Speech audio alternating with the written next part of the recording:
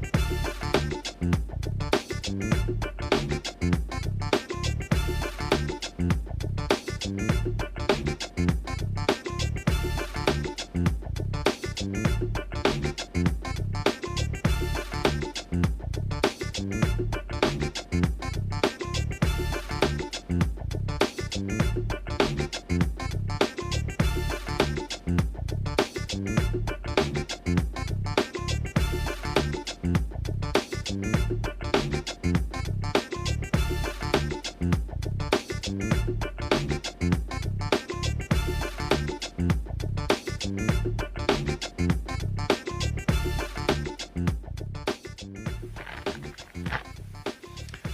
folks, today is Monday, January 29th, 2024. Coming up on Roland Martin Unfiltered, streaming live on the Black Star Network from Stuart, Florida, where I participated in today's Reggie Jackson Mr. October Foundation Celebrity Golf Classic.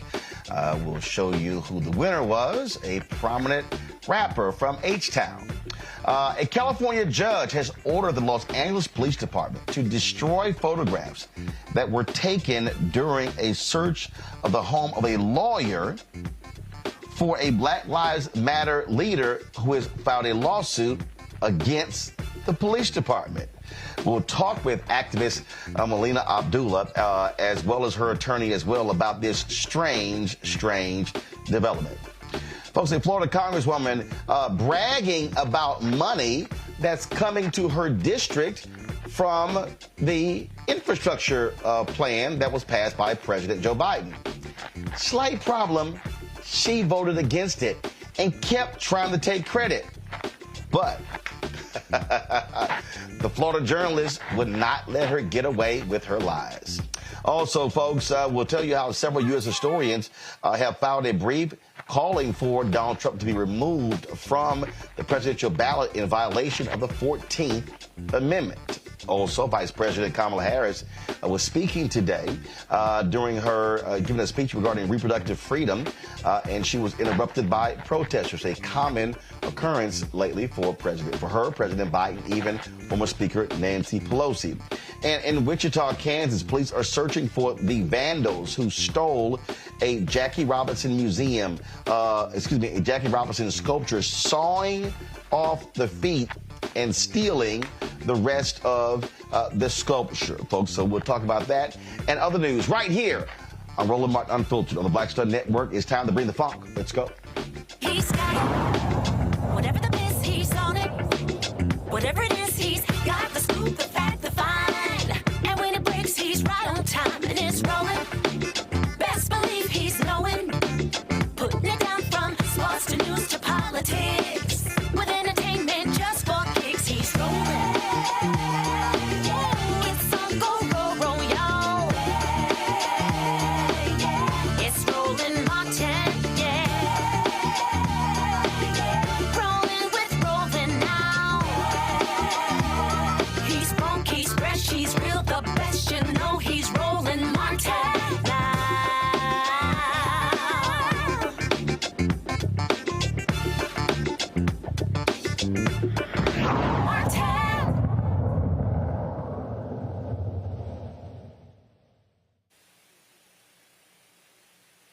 Folks, last week, officers with the Los Angeles Police Department conducted a raid on the home of attorney Dermot Gibbons. He is the attorney for Black Lives Matter movement activist Melina Abdullah. She has filed, of course, a lawsuit against the police department. She's suing them for a 2020 incident where she was forced out of her home at gunpoint after receiving a hoax call about a hostage situation. Now, during this search, Attorney Gibbons saw an officer photographing documents that were left on his kitchen table that were related to the lawsuit.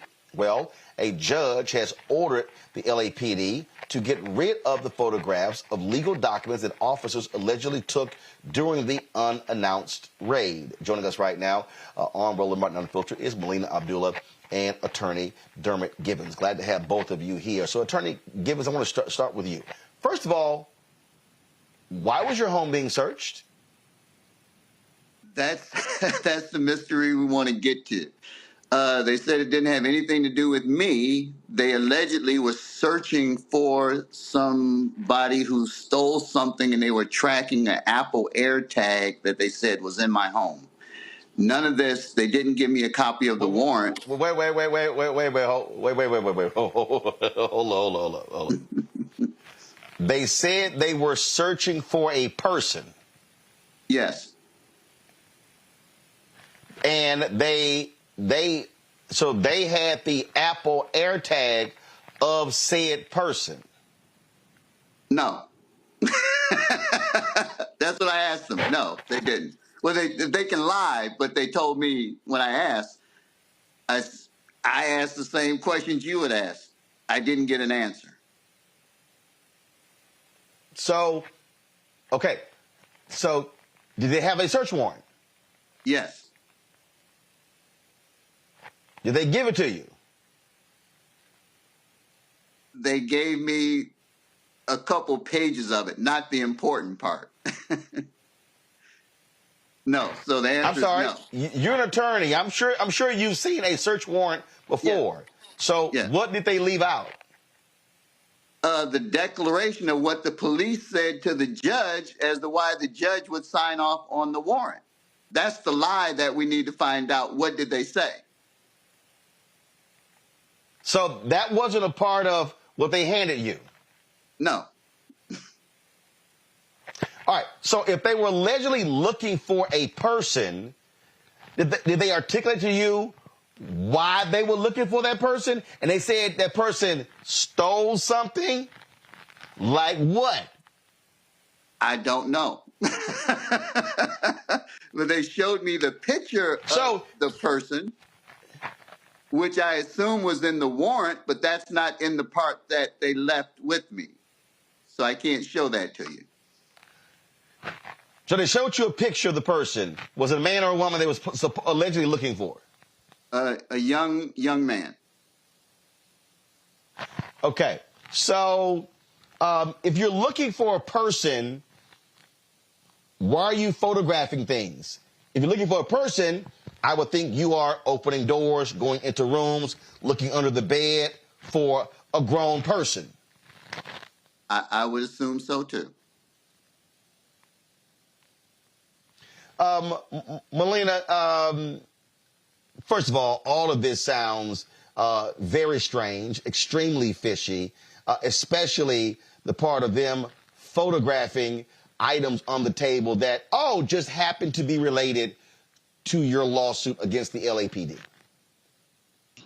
Yes, it's beyond strange. It's beyond strange. I don't think it could possibly be coincidental that the attorney who's representing me in an LAPD case for them swatting me was essentially swatted himself, and the information that they collected included photos of my case file.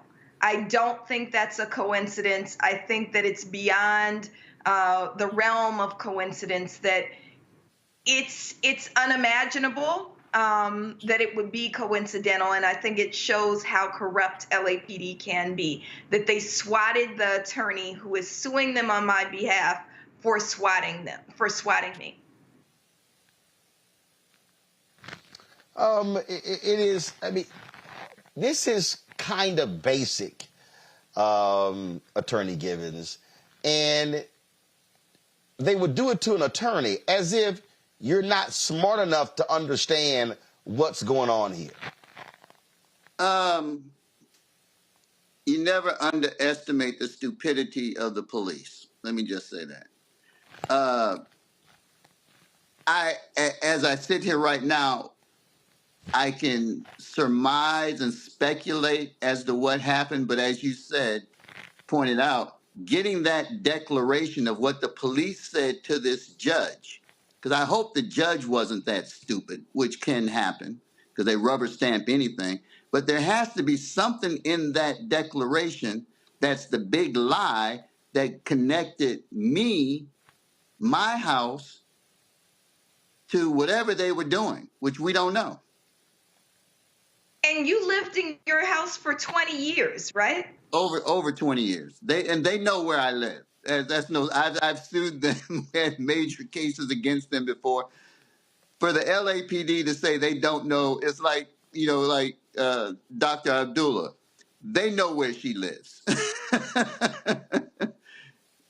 And to get a warrant. And then they sent Right. First of all, explain to people how that works in order to obtain a warrant. A police officer has to write down in a declaration and articulate facts that he knows a crime has occurred, and whatever the warrant is for that this warrant will lead to evidence to solve that crime. Then they have to take that to a judge, which a judge then has to find probable cause that, yes, what this officer said is true and is probable cause that a crime has been committed and the person or place that they need to search is most probably involved in that crime. Then the judge signs off on a warrant. Then the police can then go execute the warrant. Obviously, What I'm as a friend confused of by, mine told me, I'm not involved, otherwise I would have been arrested. My house right? wasn't And what I'm involved, confused otherwise they by, would have taken evidence out of my house. The only thing what they I'm took confused by out of my is, house were the pictures of Dr. Abdullah's case. and so if you're looking for a person, why are you ransacking a house? Why are you literally emptying drawers, opening your safe, and going through your briefcase? What was the person hiding in your briefcase? I couldn't tell how large the person was. All they showed me was a picture. I don't know. So That's what we want to ask them. a spokesman. So a spokesman for the police department, they gave a statement to the either the Associated Press or LA Times. Give me 1 second. Oh, here it is. I love this. So this is an open criminal investigation as well as an internal affairs investigation, according to Captain Kelly Muniz, spokesman for the LAPD. A criminal investigation? I have no clue. I have no answers. What's your next step? Are you do you have to file something? Can you demand? Clearly, if they search your house, they have to actually supply you with the actual search warrant. It's been what, 2 or 3 days, and they still haven't done that. They have not given you the full search warrant. No. And that's what we did on Friday. We went to a judge. Right. And that's when the judge ordered them to give it back. So we'll give them a few days, and then we'll, hopefully they'll turn it over. And if not, would you have to sue them to get it? No, they're under a court order right now to turn it over. Other than that, they'll be they will be in contempt of court with the court, and they can be sanctioned. So when you went to court on Friday, and the judge ordered the documents to be destroyed, first of all, did the judge give a process to do so other than, hey, Scouts honor, we destroyed them? No, and you're mistaken. They're supposed to turn it over, destroy it, and also give me a copy so I can see what the photos were. So not just destroy it, but also give me a copy of it. The judge, because this is so basic, the judge didn't have to say, go to the police officer who took the pictures and get the camera and get the copies of the. It's that basic. But what the city attorney is going to do, obviously there's going to be a lot of cover up in this internal affairs investigation or whatever, and they're going to stonewall or whatever, but eventually we'll get it. Melina, and if we don't, that's going to say more for Dr. Melina's case if they don't give it to us. Right, and that was the point I was about to make. Melina, it's clear the LAPD, first of all, a dozen cops roll up on your attorney's home. Oh, there's a GPS tracker, and we're looking for a Tyler. Come on. Right, and for them to photograph my case file, right? The damage is done in my view. If they photographed the case file, they've read the case file. that information, they already have the information in the lawsuit against them. It's already tainted. I don't really know how we can make this right. We know the history of policing in LA County. We know that LA County sheriffs refused to destroy photos after the Kobe Bryant helicopter crash, right? That this is something that they do with regularity, is take photos of things that they shouldn't have and then keep them. So I'm sure that they're going to be using it in their side of the case. And I don't know what we could do. How do you prove that something doesn't exist? Wow. But also absolutely in that incredible. Well, Roland, let me say this.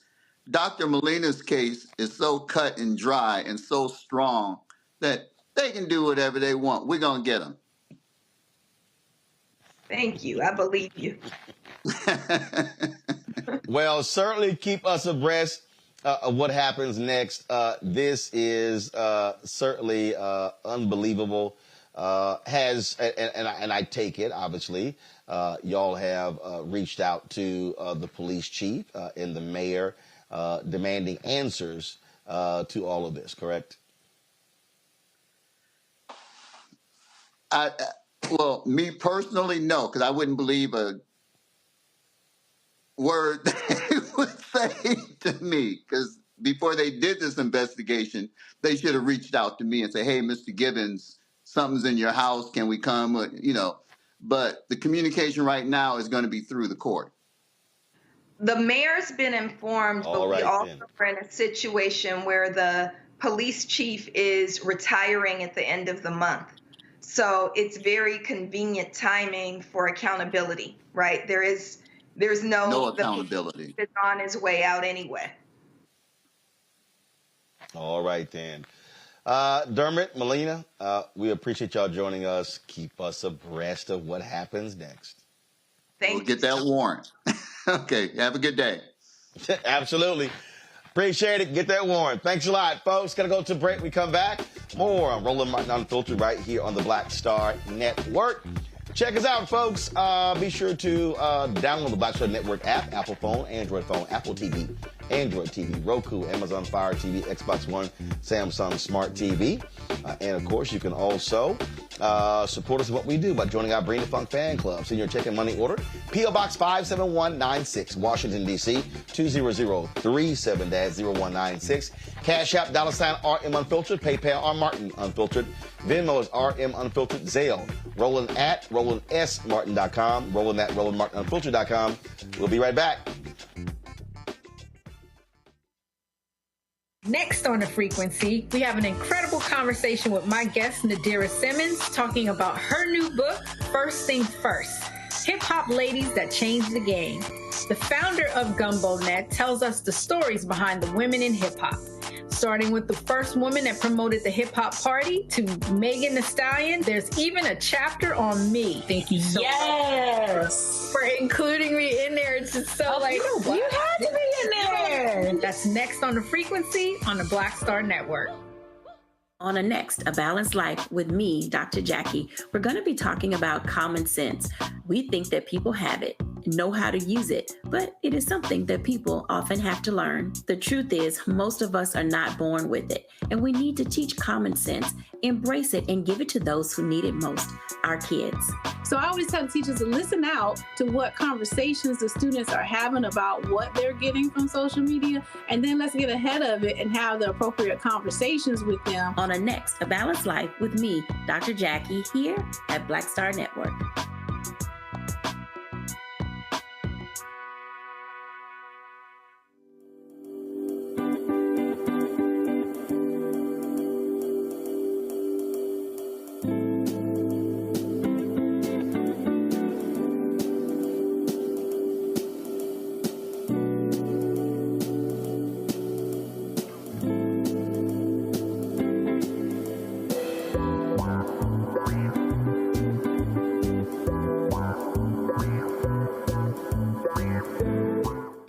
I'm Paula J. Parker, truly proud on the Proud Family, louder and prouder on Disney+. And you're watching Roland Martin Unfiltered.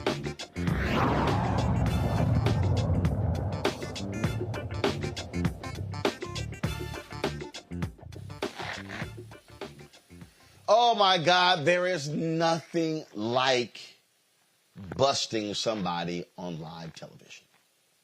It's delicious. It's lovely. It's amazing. In Florida, a Republican Congresswoman was thoroughly embarrassed by lying. Maria Elvira Salazar was trying to take credit for infrastructure money coming to her district. Well, Jim DeFeet of CBS Miami station, he was having none of it, and my man took it to her with some basic fundamental facts. This, y'all, is glorious. Last month, you were at FIU and you presented a check for $650,000 to help small businesses at FIU. But you voted against the bill that gave the money that you then signed a check for and handed and had a photo op, the Consolidated Appropriations Act of 2023, right? You voted against that bill.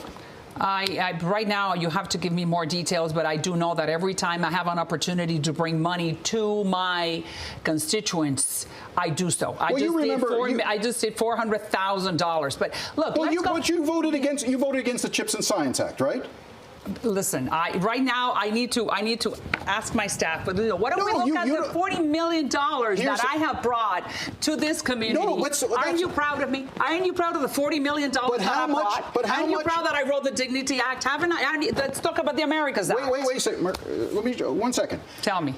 The money that you talk about, the $40 million that you bring back to the district, sometimes that money comes from bills that you voted against. You voted against the CHIPS Act, and yet you praise the fact that the South Florida Climate Resilience Tech Hub is going to be started in Miami, right? You voted against the infrastructure bill, and you talk about all the money that comes back to the airport. So at the same time that you're taking credit for the money that you bring back to the district, in Washington, you're voting against these projects on party line votes. Listen, that was, I think, last cycle. I cannot really remember right now, but just let's look at the Americas Act, which is what I'm going to vote. So you don't want to explain why you voted against things. I mean, right now, and I'm not trying to be a politician, there's so many bills that I've introduced that I know that many of them these are bills that you voted against. That I understand. But it's okay. Sometimes I vote and sometimes I don't. But let's look at the positive. Let's look at the $40 million that I brought.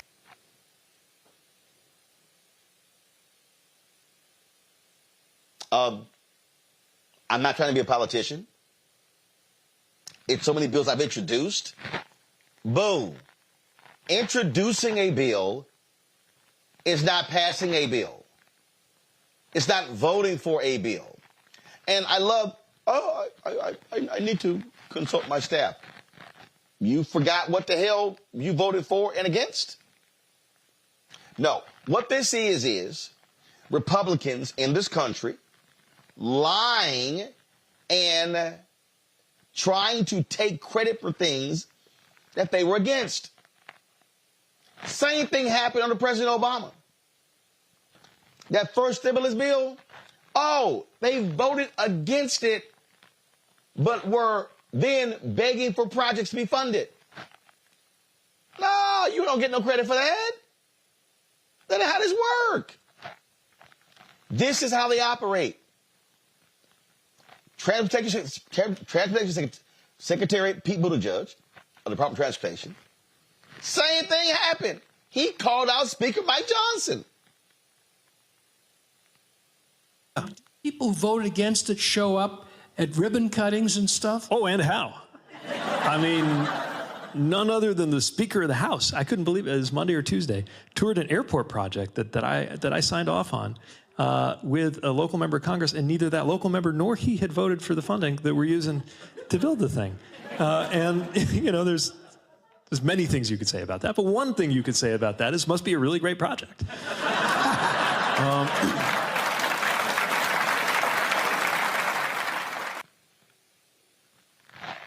Now, let me remind y'all, and pull her picture back up, Representative Maria Salazar.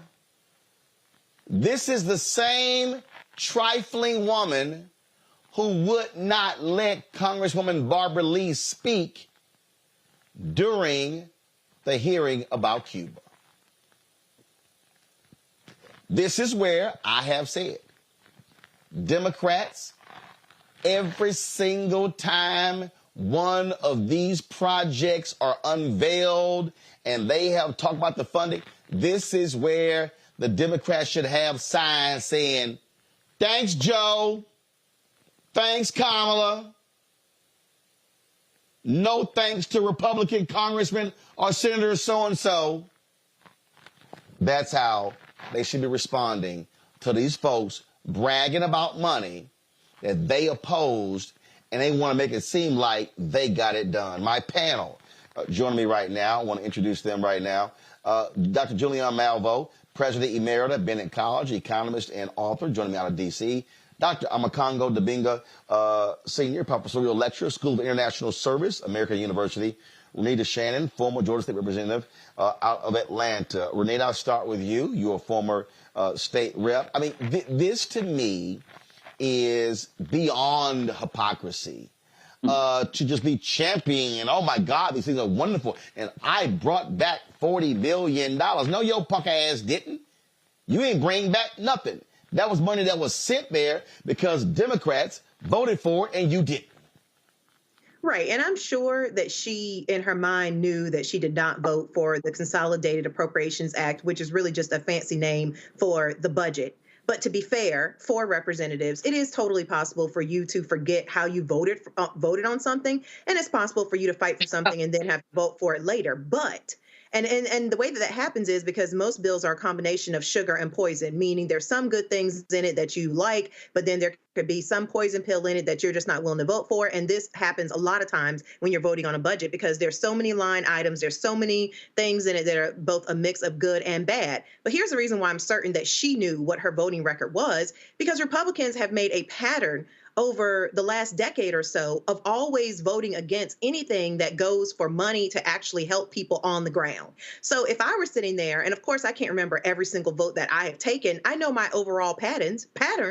And just like when I served in the General Assembly, a lot of times I did vote against the budget because the Democrats were in the minority and the Republicans were always passing these large budgets that were almost always spending all the money on incarceration and growing the police state. So it's like you said, Roland, I feel certain that she knows that she did not vote for this. She just thought that the reporter was not going to be smart enough to catch her on it and not going to check her on it. And she thought she was going to get away with it. And that did not happen.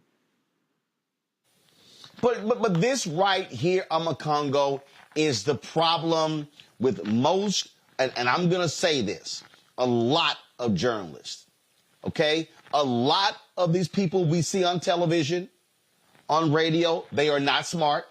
They don't do any research. They don't double check. And even some of these national shows, they allow these politicians to come on those shows, lie, make claims, and don't push back. Just like when we called out Senator Tim Scott for going on Fox News and lying by saying, oh, President Donald Trump has done more for HBCUs than any other president in history. His ass was lying. And these folks, and look, we know what's going to happen on Fox News. Fox News, they will let people lie. But what Jim DeFee did here is what every journalist should do. Is like, hold up. Let's run this back. Your ass didn't vote for it.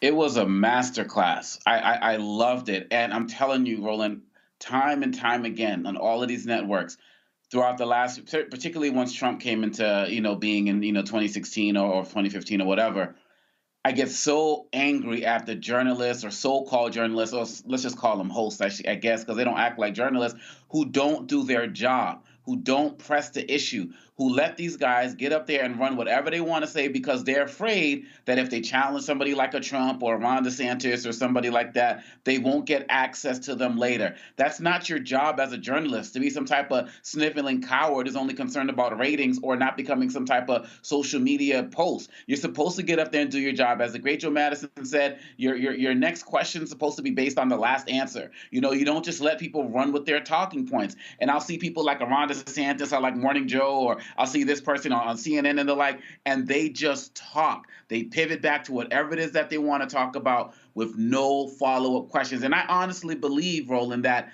if we had more people who did like what you do or like what Jim DeFee did here, some of these candidates would not be able to rise to the levels that they have been because they would have been embarrassed out of being able to assume their positions. But that is the problem now. We have these people, got these platforms, and I'll be quite honest also, this is one of the challenges I have with these politicians who are very selective about the Black host or Black targeted media that they engage in. You know, people know that if they go on like the Breakfast Club or something like that, they're either not going to get hardball questions or there's not a great deal of institutional knowledge there to be able to really be able to push back. And so we have to be and it's not about dissing anybody. It's about, like you said, basic journalistic principles and challenging people on things that they are outright lying about.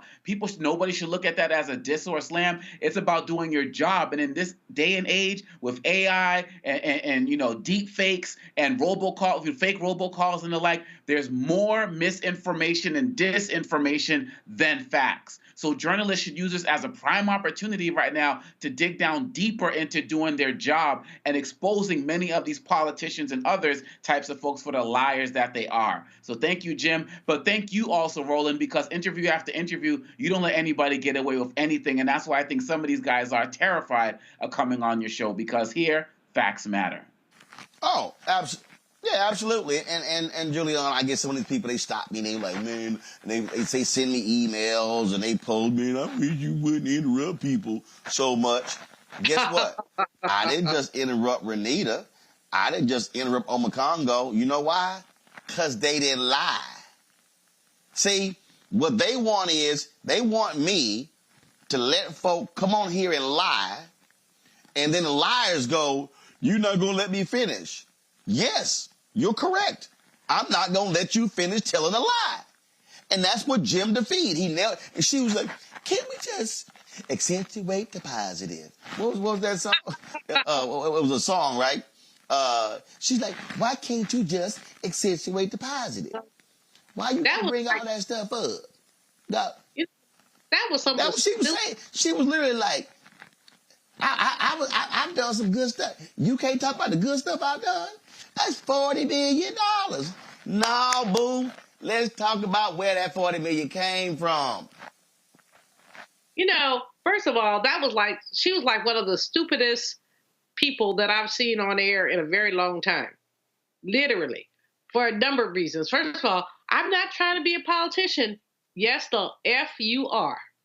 I mean, seriously, I'm not trying to be a politician. Where did that come from? You were there because you're a politician. You're telling lies because you're a politician. So to say I'm not trying to be a politician, what you trying to be? Annie Oakley? Alfalfa? You know, anyway, let me not go there. So first of all, she was out of order, out of line, out of control. Secondly, the brother did a great job in nailing her on everything. And that's really important that he did.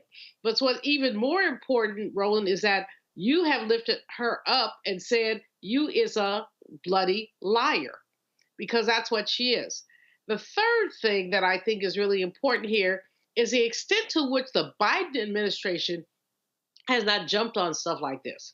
I mean, what we know about the Biden administration, frankly, is that they have not done their work in publicizing what they've done. When this person claimed that she did $40 million, which, number one, she did not do, but when she claimed she did it, there should have been a Biden response that said, this came from this legislation that came from this administration.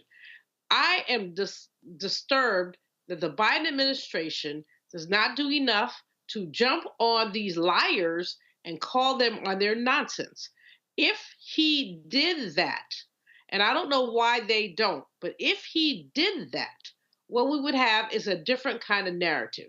What you have is these people running around saying, I did this, I did this, I did this, I did this. And you don't have the president who ought to, or his team ought to be saying, excuse me, Miss Thing, but you didn't do spit. And this is why it happened. So the interviewer was on point. You don't get very many who are. Many on CNN and other places let these people spin they're nonsense and it's wrong. He did not let her spin her nonsense, but she talked over him and she tried to be cute. Can you give me credit? Oh, hell no. Credit for what? Credit for lying? But secondly, the administration, if they want to win in 2024, have to do a much better job in putting their stuff out there. Every time one of these lies comes out, somebody, it doesn't have to be the president, but there's a surrogate in Florida who should say, oh, hell no.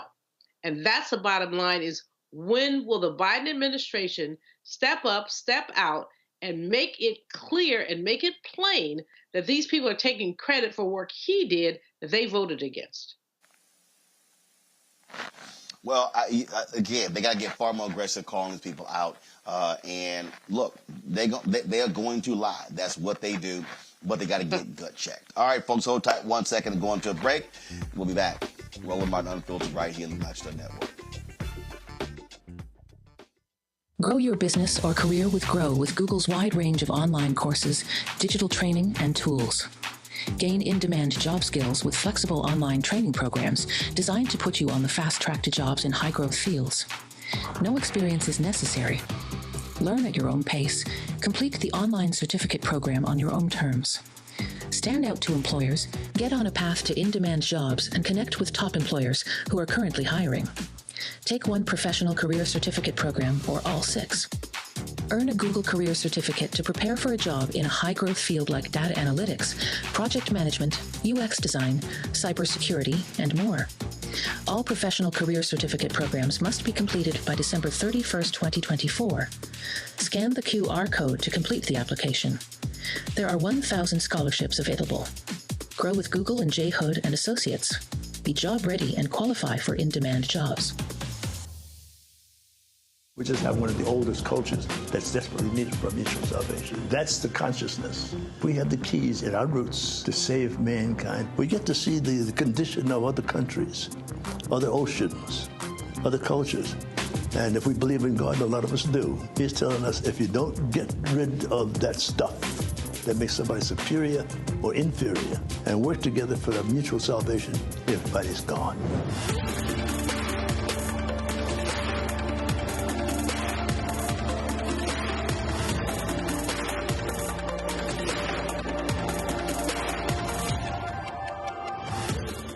Hey, yo, what's up? This is Mr. Dalvin right here. What's up? This is KC. Sitting here representing the Jodeci, that's Jodeci. Right here on Roland Martin Unfiltered.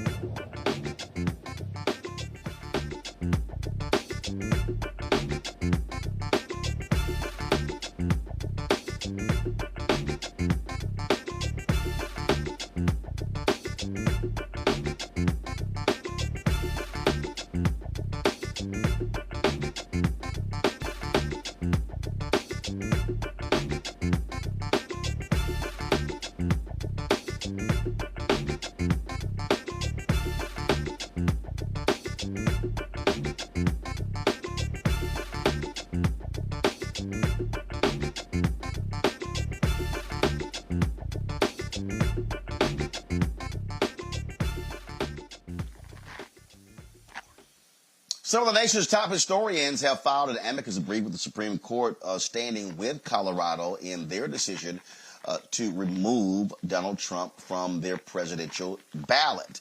The brief argues that the Constitution's insurrection clause applies to the former president. The filing was signed by 25 decorated historians whose expertise include the Civil War, Reconstruction, the Southern Redemption, and American history more broadly, including politics, voting, and elections. They cite a professional interest for helping the Supreme Court decide whether a specific provision of the 14th Amendment applies to a president and whether such implementation would require additional action from Congress by appropriately analyzing probative historical evidence. Now, in Illinois, a retired Republican judge has said the courts need to decide whether Donald Trump should be removed from the ballot. He did say, though, that Trump was indeed involved in an insurrection and should be stricken from the ballot there in Illinois. Look, The Supreme Court is going to deal with this on Congo. But the bottom line is this here. This nonsense that somehow the insurrection, Section 3 of the 14th Amendment, the insurrection clause, doesn't apply to somebody who's the president. It's nuts when you actually read it. This isn't confusing. It's very clear. But these folks now want to sit here and try to, let's try to figure something out. Nope. And these strict constructionists, these originalists, this should be easy for them to decide. Yeah, and these strict, constructionists and people who follow the letter of the Constitution and the like had no problem overturning, and who believe in standing on precedent had no problem getting rid of Roe v. Wade, right? I mean, these guys are liars, straight up and down. They have no problem with what they're doing in certain areas as it relates to voting rights and the like. When it comes to this 14th Amendment, look, we either have laws or we don't. We're either a nation based on the Constitution or we're not. And when it comes to Donald Trump, I feel, Roland, quite honestly, that this Supreme Court, they're basically going to try to find some kind of off-ramp where they don't have to really make this decision. They're going to try to pick it apart in a way that they're basically having a hands-off approach. This is a country that talks, and these are guys who talk about Republicans, states' rights, and the like. Well, this is what Colorado wants to do, but all of a sudden, no, we can't do that. And then on top of that, they're saying it's anti-democratic. And I believe, as Judge Michael Ludick says, the super conservative judge who's the hero of so many people that Mike Pence called, and he was trying to figure out what to do with the election and the like. He was like, this is the most democratic thing possible to decide that he can't be on the ballot. I mean, it's a self-eliminating thing when you engage in an insurrection. And then you have people who are saying, well, it's not like it's, hundreds of thousands of people died and so on and so forth. They want to compare any act of insurrection to the Civil War. There could be many ways to engage in an insurrection. And so, I mean, we're talking about the Confederate flag flying through our Capitol for the first time ever. It doesn't get more treacherous than that. And lastly, people like Nikki Haley and all the others who are saying, let the people decide. Let me be somebody who engage in some type of insurrection or some other type of criminal act and tries to run for office, and let them, I'll be damned if they won't try to destroy me in every way, shape, or form and have me incarcerated before there's an election. The hypocrisy is real. And every single day they're saying, let the people decide, but they wouldn't let them decide for any other person. And Nikki Haley, who's going to end up supporting Trump once she dumps out anyway, she's a hypocrite as well. Trump should not be on the ballot. He engaged in insurrection. This court has no credibility whatsoever, and unfortunately, they're going to try to find an off-ramp, so it's going to have to come down to the people, but he has no business on any ballot. Julian? I fully agree with Congo. He's absolutely right. He has no business on any ballot. Not only that, I mean, all of the harm that he has done to our nation and to our Constitution is just sitting there, and people don't want to make him accountable. But here's the bottom line. The people who say, let the people decide, it's a small, maybe it's not small, but it's a group of people who really want him to be reelected. And they want him to be the president again. And how could he? First of all, now he's got an $83 million judgment in addition to a $5 million judgment with E. Jean Carroll. In addition, Letitia James has got him on the crosshairs. That may take him up to $400 million. We're going to find out that this blazing billionaire really ain't all that. He's a bumbling bully, and that's what we're going to see. And so there's that. And then we look further at it and look at what has been going on. And we look at that, what we see is somebody who has used his bullying status. He's bullied people out of $200, $300, $400. And now he's got $83 million that he has to pay. All I have to say is But bottom line, Congo is totally right. I couldn't have spoken it better myself when I say that what we have going on here is someone who is wrong, but wrong, beyond wrong, and should not be on a ballot. Now, the people who, the let the people decide team are going to say, well, he should be on there and let them vote him out. I'm not so sure about it. He's not qualified to be on a ballot based on the 14th Amendment. That's all. And suddenly, the courts and others are being very creative to say, well, yes. And I'm saying, hell no. he shouldn't be on a ballot, and many will balk at it, and he will probably end up on the ballot. But I hope that America has a good enough sense to say, if he's on the ballot, reject this nonsense, reject this nonsense, reject this nonsense. Rita? This entire conversation about whether or not Trump violated the 14th Amendment is a complete exercise in coddling white supremacy.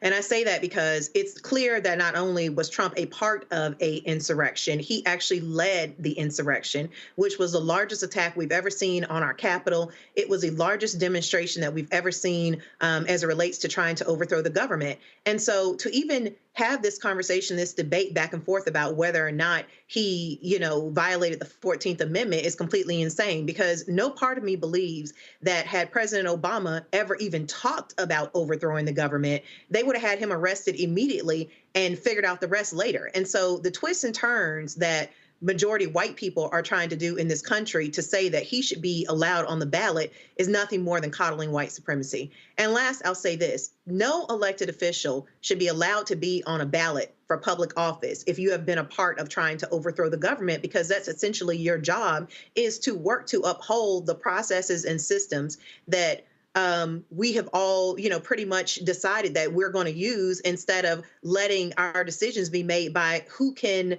win fights in the street. I mean, you have to have some sort of way to make decisions as a government, some sort of way to divide up resources. And that for us is called democracy.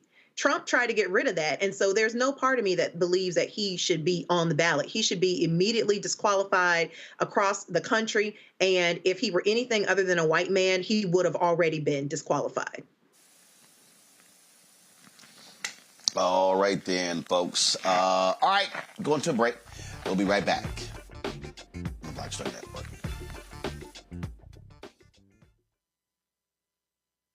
Next on the Black Table with me, Greg Carr. We look at the history of emancipation around the world, including right here in the United States, the so-called end of slavery.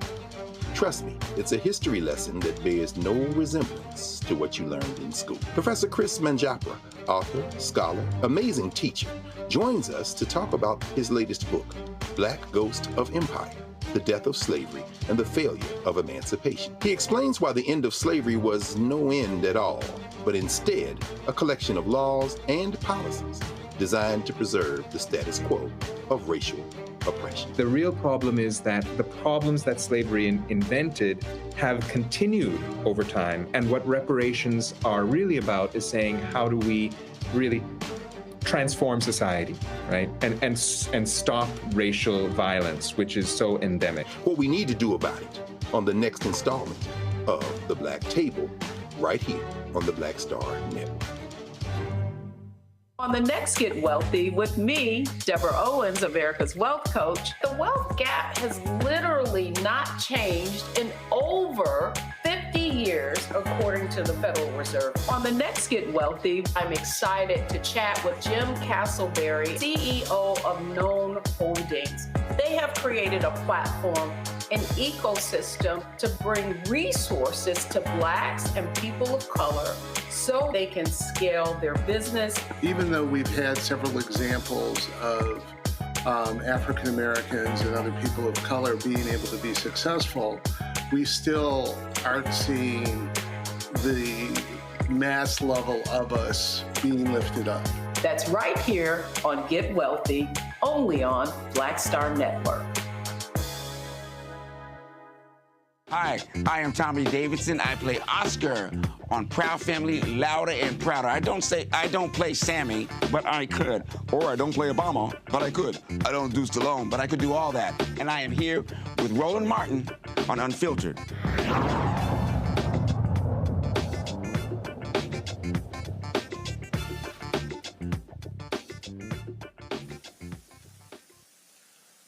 Vice President Kamala Harris was in San Jose, California today, continuing her Fight for Reproductive Freedom tour.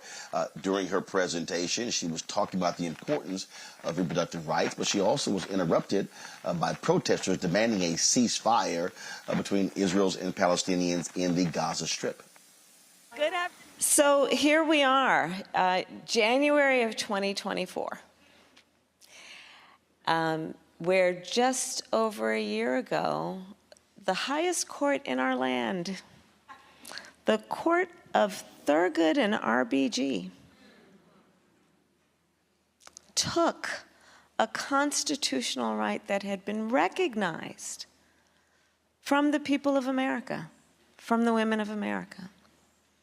And thereafter, in state after state, we have seen extremists, so-called leaders, propose and pass laws that would criminalize healthcare providers, some of them literally legislating prison for life, punishing women, making no exception even for rape or incest. You know, I will tell you,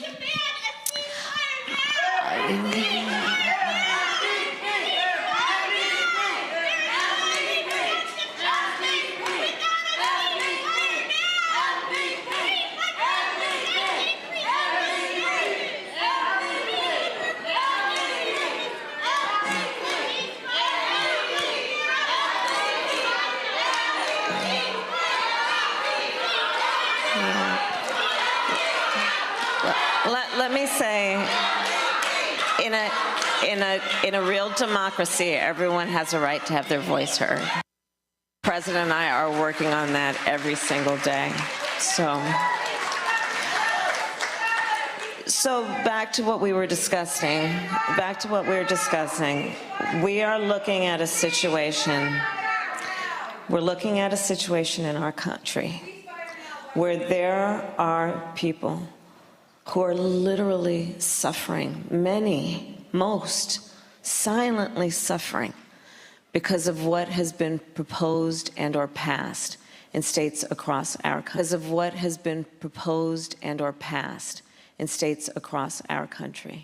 Part of why I'm doing this tour is because I think that more people, not the people here, but more people who may not be here and are not as attuned to what's happening in real time must understand.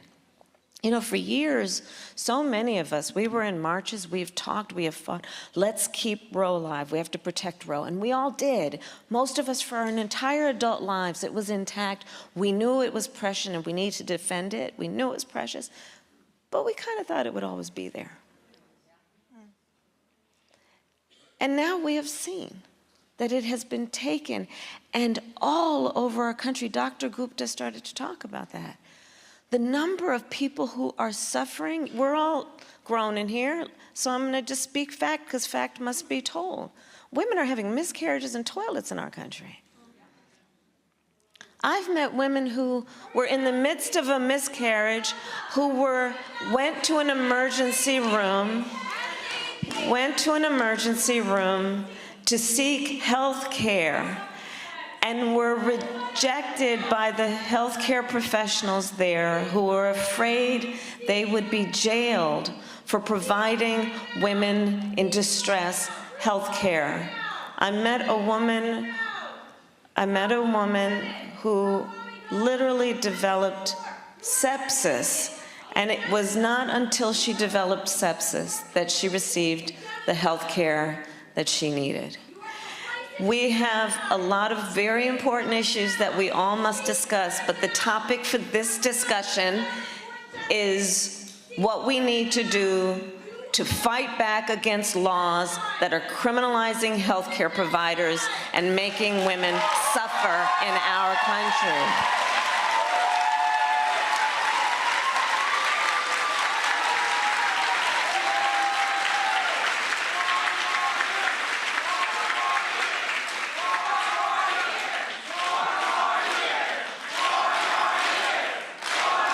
Yes, we are going to win this election. Yes, we will. So, there are a lot of big issues impacting our world right now, which evoke rightly very, very strong emotions and fears and anger and tears and concerns. The topic for today here is the topic of what has happened in our country after the Dobbs decision, which took away the right of people to make decisions about their own body and has resulted in extreme harm. And so I'm going to get back to the issue because it's an important one, and we should not be distracted from any important issue. So what we're talking about, what we're looking at in these states, for example, that have made no exception even for rape or incest. Now, many of you, I grew up in California in the Bay Area. Many of you know my career. So you know that I started my career as a prosecutor. What you may not know is one of the biggest reasons why. When I was in high school, one of my closest friends, one of my best friends, I learned was being molested by her stepfather. And when I learned, I said to her, you have to come and stay with us. I called my mother, and my mother said, of course she does, and she came to stay with us. And I decided at a very early age, I wanted to do everything I could to protect women and children from harm. And I specialized for a long time in my career as a prosecutor, including when I was working as AG, on crimes affecting women and children. No exception even for rape or incest. Let's understand what that means. It means that these so-called leaders are saying to a survivor of a crime of violence to their body, a violation to their body, that they don't have the right to make a decision about what happens to their body next. That's immoral. This is what's happening around our country. So when we talk about the layers of harm, be it harm to our democracy, harm to our Constitution, harm to our freedoms and our rights, and we then understand the real harm that also exists every day for individuals who are being denied the health care they need. It's extraordinary, and for that reason, I know we all are approaching this with a sense, yes, of empathy and understanding, but also profound commitment, with a sense of urgency to do something about it, to end the pain and the suffering that is happening right now in real time in our country. In addition to these protesters, 1,000 black clergy are applying pressure to the Biden-Harris administration to also call for a ceasefire. The New York Times dropped their story on Sunday, talking about these pastors and making the point about it is a moral argument that the administration must do more when it comes to the more than 26,000 Palestinians who have been killed. What we're seeing here, Julian, we're seeing this pressure come from different areas. And the Biden-Harris administration has to understand this is going to play a role in the 2024 election. Now, granted, it's early. This is still the end of January. But the bottom line is this here. As this thing continues, politically, this hurts them, and it's hard to make the moral argument when people are being killed. Palestinians are dying. And again, the ceasefire is all about making sure that people on either side do not die. You know, Roland, it's such a conundrum for many. Nobody wants the orange man back in office, but at the same time, they want Biden to be more responsive. And he has not been. And this has come up again and again and again. The piece of the Times is great. Many of the people are people that I know. Dr. Barbara Williams Skinner was quoted as Hale, Dr. Hale, Reverend Hale was quoted, sister friends of long standing. We are all concerned about the extraordinarily oppressive response of Israel to the Palestinians. 20-some thousand people killed. People walking around with white flags, Roland, saying that that's a universal sign of surrender. And even though they're surrendering, grandmas with the grandchild surrendering, and you have them still being shot. There is no rational reason for this. And President Biden has dropped the ball by not condemning this more strongly. And that's the bottom line. He has to say, stop this nonsense. And he won't, because the United States relationship with Israel is shrouded in guilt. It's shrouded in grief. And yet, let's be clear. Nobody, and this is an obligatory line that we all run. Nobody appreciates what happened on October 7th. Okay. Now we run the obligatory line. Now let's say something else. These people are in other people's land. They push the people out their land. What do they think that people are going to do? They're going to react. They're going to respond. They're going to be brutal and unkind. But to respond to a factor of 20, is extreme. And to deal with these people is extreme. Black pastors, like Cynthia Hale said in the New York Times piece, she said, they're oppressed and we're oppressed. And that's the connection, is that we all understand oppression. And so no matter what happens going forward, President Biden is risking the support of young people, of young Black people, of people who feel oppressed and wonder why our country, there've been articles that talk about the weapons that Israel is using. We sold them to them. So we are right. So here's the deal that you're facing here, Renita. You have a president that you have a country that is a staunch ally of the United States. You also have a reality that Israel, this attack on Israel, has been called their 9/11. And they are a sovereign nation. So there's a belief by some that, President Biden could just simply say, Netanyahu, stop. But he can't. And so you have this delicate negotiation that is going on. And so it comes to the point of leverage. Now, critics say, hey, fine, guess what? You don't have to sell them or deliver them weapons.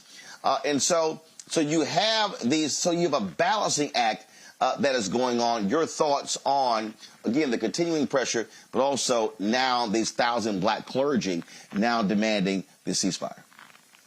Well, I'm glad to see this clergy demanding a ceasefire, because for so long, and Democrats have a tendency to do this, by the way, every election cycle, but for so long, people have just said, it's just the young people who are saying they won't vote, or it's just a small group of folks who are saying that they are not going to vote, or that they are very bothered but what looks like an ongoing attempted genocide. And so now we're seeing that there are diverse voices that are saying, no, this is an actual problem for everyone. Everyone sees this. And although we have not spoken up until this point, we now are speaking to say that we need to have a ceasefire. Now, to your point, the issue that people are having with the Biden administration is not only whatever commitments and that they had previously made to support Israel, but the issue that Biden's got very specifically is, for the last 4 years, we have been told that he can't do very much to move the agenda, his agenda, the things that he campaigned on. But here we see for Israel, you go around Congress twice to help Israel. And so why couldn't this have been something where you say, hey, listen, my hands are tied? And so it calls into question how much energy the president puts into what he feels he must absolutely get done, which in this case is making sure that he gives Israel the resources it needs to do this onslaught, versus just saying on everything else, I can't, that's too complicated, I'm not going to be able to handle that, that's just too much. And so I think that what the Biden administration needs to do is not only stand up and say they want a ceasefire, because they've already said to Israel things like they want a two-state solution and other things, which Israel said, hey, you need to mind your business. We're not, for any of that. The Biden administration needs to also stop resourcing this genocide. That is the biggest thing that they really need to do. And I think that, right, and this is the last thing I'll say, a lot of folks are seeing protesters pop up at every Biden campaign event, and they're very shocked by people protesting as the vice president, for example, is trying to talk about reproductive freedom, and the president, will be different places and protesters will show up and protest. That is a part of being an elected official. You know that anywhere you go, you have the capability for any event that you do to get protested by anybody who doesn't like what you are advancing. So all of that is normal. But what I will say is, there's more visibility for this, because this is not something that is just going to go away, even though it is early. as far as, you know, things are concerned, as far as an election year. This is not something that's just going to go away, and largely because there is not a lot on the other side. People already had a lot of disappointment with the way that things were going with the administration. And so this is just the final, oh my gosh, you know, some of this stuff is indefensible. Well, again, on the Congo, the reality is for it to go away is you've got to have a conclusion to this war, or you've got to have a ceasefire. You've had administration officials who previously have said that a ceasefire right now is not doable. Well, the question is, if not right now, then when? You know, the abortion issue is supposed to be the #1 issue for Democrats going into 2024 because they've won on all of these ballot measures in Republican states and so on and so forth. And these protests and this activism is taking away from that. This is Biden's #1 issues. The Biden administration, if they really care about dignity and hope and all the things they talk about, they have to start pushing for a ceasefire. And that's going to help them get back on track with their message at these events, because we're talking about it early. But come on, Roland, you think these students who are protesting, they're going to have a lot more time in the summer right before the election. So it's only going to get worse. And so I've heard something a little bit that the State Department and the Biden administration talked a little bit, a hint about they're looking at how to reconsider their weapons program with Israel. That kind of came out today. That little snippet of dropping that they put out, that's a response to these protests. That's a response to this pressure. And so people have to keep up the energy. Look, at one of these rallies, Roland, they called him Genocide Joe. I mean, if that type of stuff sticks, and so the United States, Biden, they have to figure out a way, because the other thing we have to be mindful of is that they can get on a call with people, with government, Netanyahu and all of these guys in Israel every single day. Who are they talking to regularly in the Islamic community? Over there or over here? In the civil rights community, people like Reverend Al Sharpton and others have President Biden's attention. Who is that person for the Muslim community, or those people for the Muslim community? I don't think he's talking to Rashida Tlaib, who the House censured. You know, so these are people who are supporting the rights of Palestinians, do not feel like they have a voice with the Biden administration. And if he was more proactive in giving people who are supportive of Palestinian freedom and a Palestinian state an active, visible voice, you would not see as much of these protests. And so the Biden administration has a lot to do to get a fix on this, starting to look at how they handle the military relationship with Israel in terms of sending them these weapons. One Israeli administrator said, or a government official said, we can't do what we're doing without the United States support. If we don't get it from them, we're toast. But lastly, Roland, the thing that hasn't been mentioned today, because we've talked about it before, is now the United States is starting to get drawn into it physically as it relates to, we just lost 3 troops in Jordan with that drone strike, and several others were injured with traumatic brain injuries and the like. And so now the United States is being drawn into this regional conflict, and he's got to get a hold on it. Hold tight 1 second because we come back. The names of those 3 U.S. service members have been released. All 3 are from Georgia, and we'll share those with you when we come back. Roland Martin Unfiltered right here on the Black Star Network. Be sure to support us in what we do by joining our Bring the Funk fan club. Send your check and money order to P.O. Box 57196, Washington, D.C. 20037-0196. Cash App, $RM Unfiltered. PayPal, R Martin Unfiltered. Venmo is RM Unfiltered. Zelle, Roland at RolandSMartin.com. Roland at RolandMartinUnfiltered.com. We'll be right back.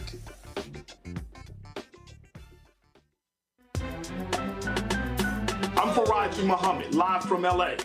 And this is The Culture. The Culture is a two-way conversation. You and me. We talk about the stories, politics, the good, the bad, and the downright ugly. So join our community every day at 3 p.m. Eastern and let your voice be heard. Hey, we're all in this together. So let's talk about it and see what kind of trouble we can get into. It's The Culture. Weekdays at 3, only on the Black Star Network. When you talk about blackness and what happens in black culture, we're about covering these things that matter to us, speaking to our issues and concerns. This is a genuine people-powered movement. There's a lot of stuff that we're not getting. You get it, and you spread the word. We wish to plead our own cause too long have others spoken for us. We cannot tell our own story if we can't pay for it. This is about covering us. Invest in Black-owned media. Your dollars matter. We don't have to keep asking them to cover our stuff. So please support us in what we do, folks. We want to hit 2,000 people, $50 this month, raise $100,000. We're behind 100,000, so we want to hit that. Y'all money makes this possible. Checks and money orders go to P.O. Box 57196, Washington, D.C. 20037-0196. The Cash App is $RM Unfiltered. PayPal is R Martin Unfiltered. Venmo is RM Unfiltered. Zelle is Roland at RolandSMartin.com. What's good, y'all? This is Doug E. Fresh, and you're watching my brother Roland Martin Unfiltered as we go a little something like this. Hit it. It's real.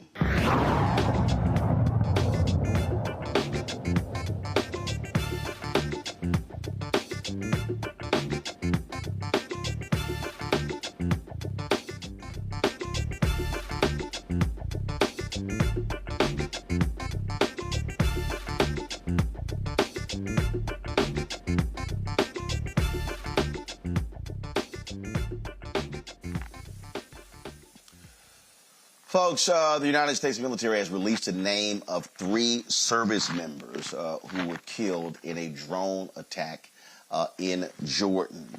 Those troops are Sergeant William Jerome Rivers, 46 years old, Specialist Kennedy Layton Sanders, 24 years old, and Specialist Brianna Alexandria Moffitt. She is 23 years old. The U.S. has blamed various groups, Iranian-backed groups, for this attack.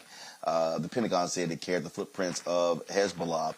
Wall Street Journal has an article saying that U.S. defense forces did not respond to the drone attack because they mistook this drone as an American drone. There have been people who have been critical of the Biden-Harris administration, saying they caused these deaths. Donald Trump has been quite vocal about it as well.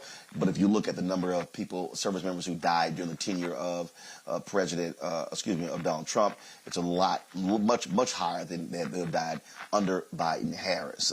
And so, again, these soldiers, we mourn them. Their families, of course, have been notified. And again, all 3 were from an Army Reserve unit based in Fort Moore out of Georgia. And so the investigation continues. In addition to 3 deaths, more than 40 military personnel were injured when the drone hit the housing unit where they were actually staying as well. And the troops were in their sleeping quarters when the drone struck with little to no warning. So certainly condolences go out to the families of those 3 soldiers.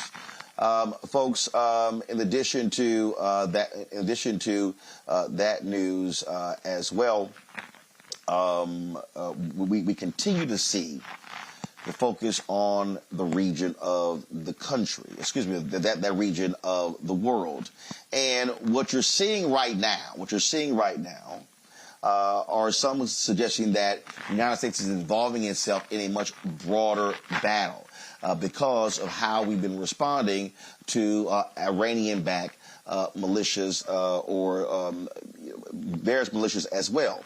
Now, what people have to understand, and I think a lot of times people forget this, Renita, is that we've got U.S. troops all around the world.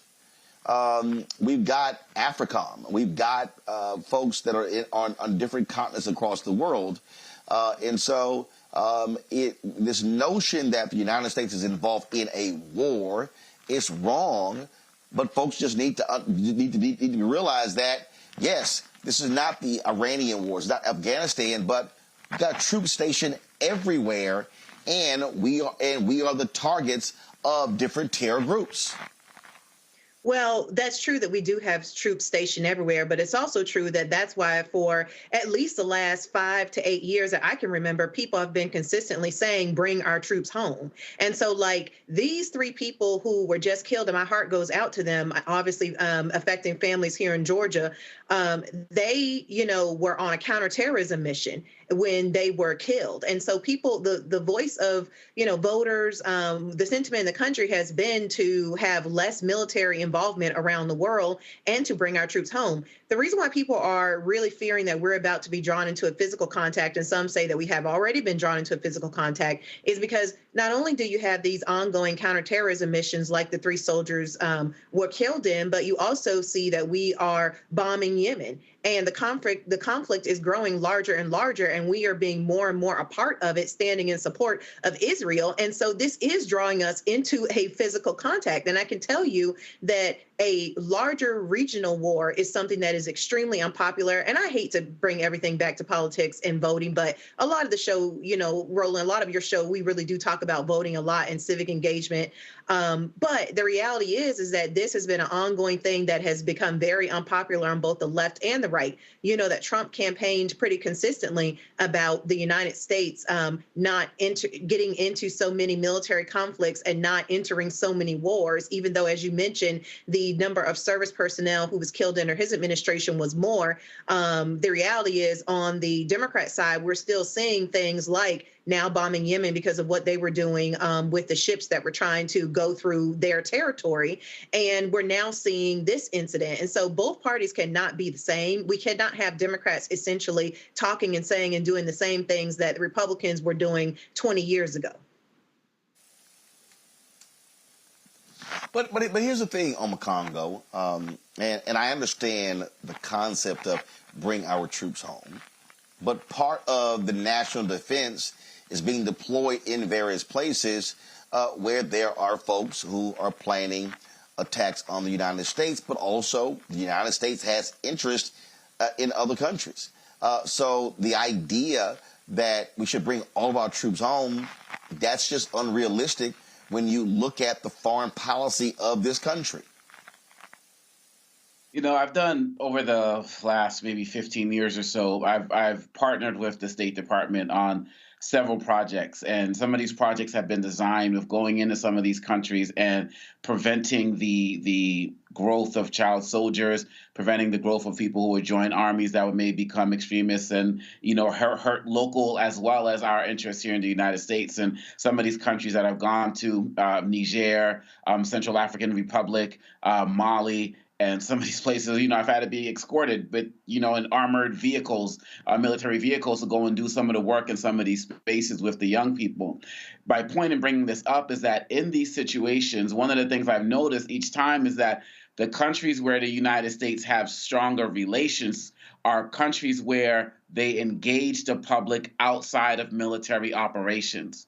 So when they're engaged in civil service activities, when they're involved in community building activities, those are the types of activities that do more as it relates to counterterrorism operations than responding to things with physical might. And I've been in countries where the interactions between the U.S. military and the people on the ground has not been solid. And I can see the animosity and the tensions there. And so we have to understand that this whole idea of diplomacy is not either or, it's both and. But the first aspect of it has to be the humanitarian side. It has to be the engagement. It has to be let us work and build with this community. And under Trump, that was gone. I was in Rwanda when Donald Trump brought up his shithole country comments, and members of the U.S. embassy had to be brought in to answer to the Rwandan government about what was going on. Trump didn't give a damn about those types of things, and the Biden administration is doing a better job of it, but not good enough.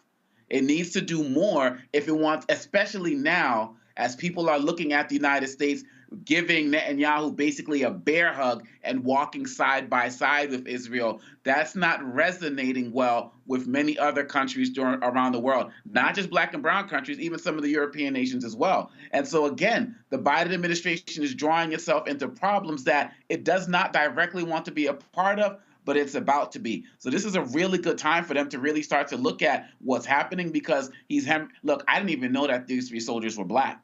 So that's going to also affect his support here. So support's being challenged here in the United States, and is also being challenged around the world for things that Biden did not directly start, but he has the power to directly change the course if he would actually start to listen to those of us who are calling for a more moral mindset in dealing with these conflicts. Julian? I'm just saying because Obakongo is raising some really important issues. We put ourselves out there as a world leader.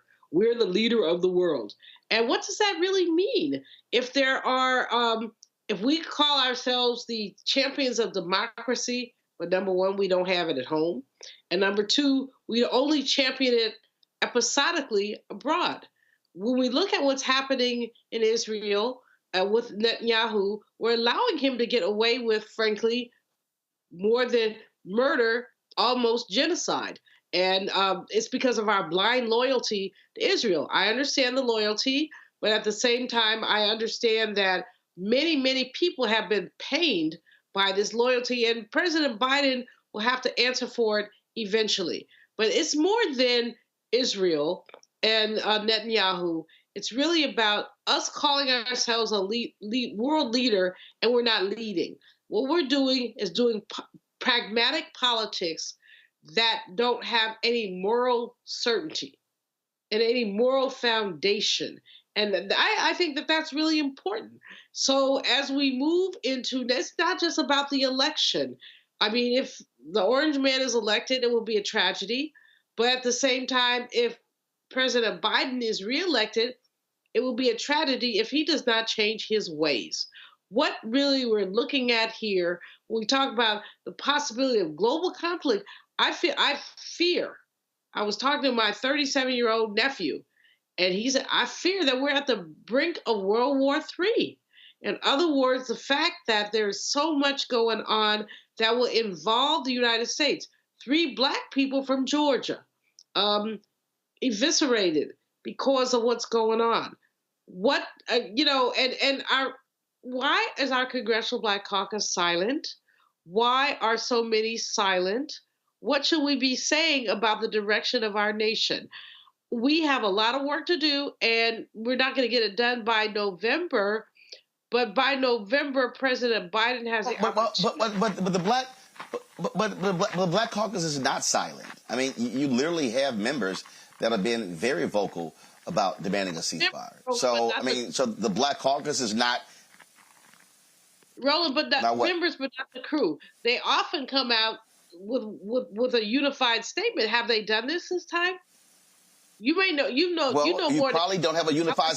You probably don't have a unified statement because you don't have them all agreeing. So you're not going to see a unified statement if you have different members with different perspectives on this. You have some members of the Congressional Black Caucus, Richie Torres, who is extremely pro-Israel, has been very vocal. Then you've got folks like Rashida Tlaib, you got Cori Bush, you got Ayanna Pressley, you got others, and so you got members with different perspectives. That's likely why you haven't seen a unified voice.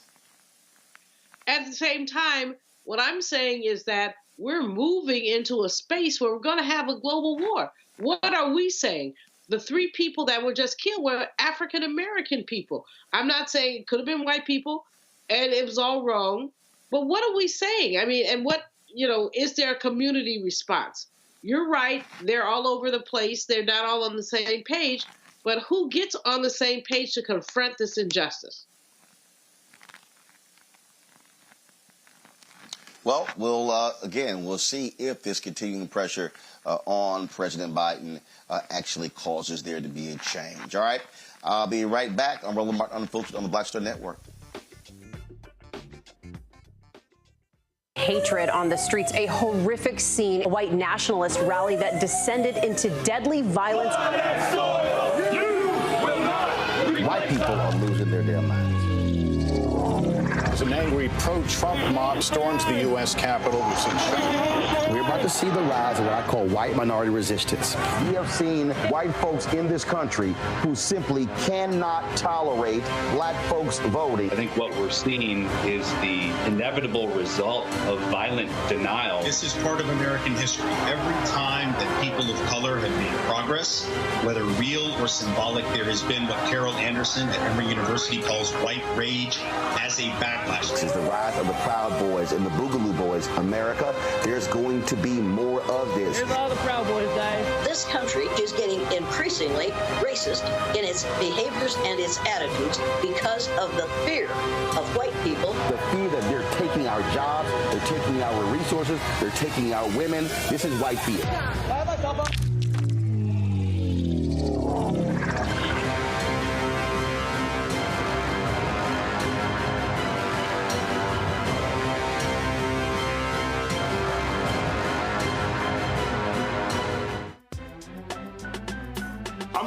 Muhammad, live from LA.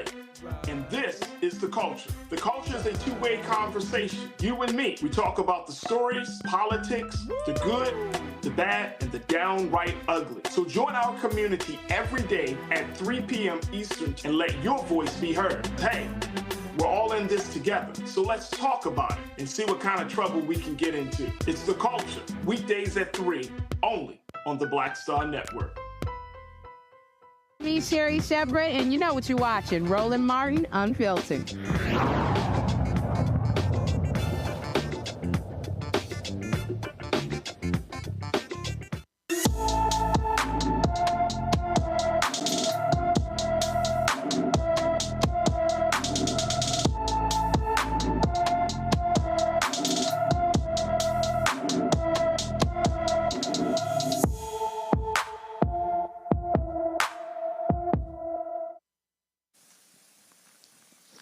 It's been almost a year since Kamisha Douglas disappeared from her Boys Town, Nebraska home.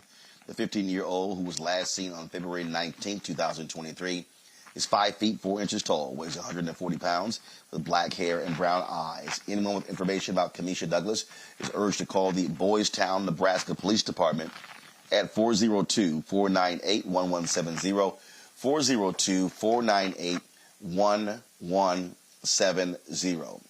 Folks, in Wichita, Kansas, police there are looking for the individuals who cut down the Jackie Robinson statue at a local park, only leaving the bronze shoes. Police say the theft, which was caught on surveillance video, happened on Wednesday. A truck is driving around the area where the statue is located just before midnight. Later, a few people are seen walking around the area.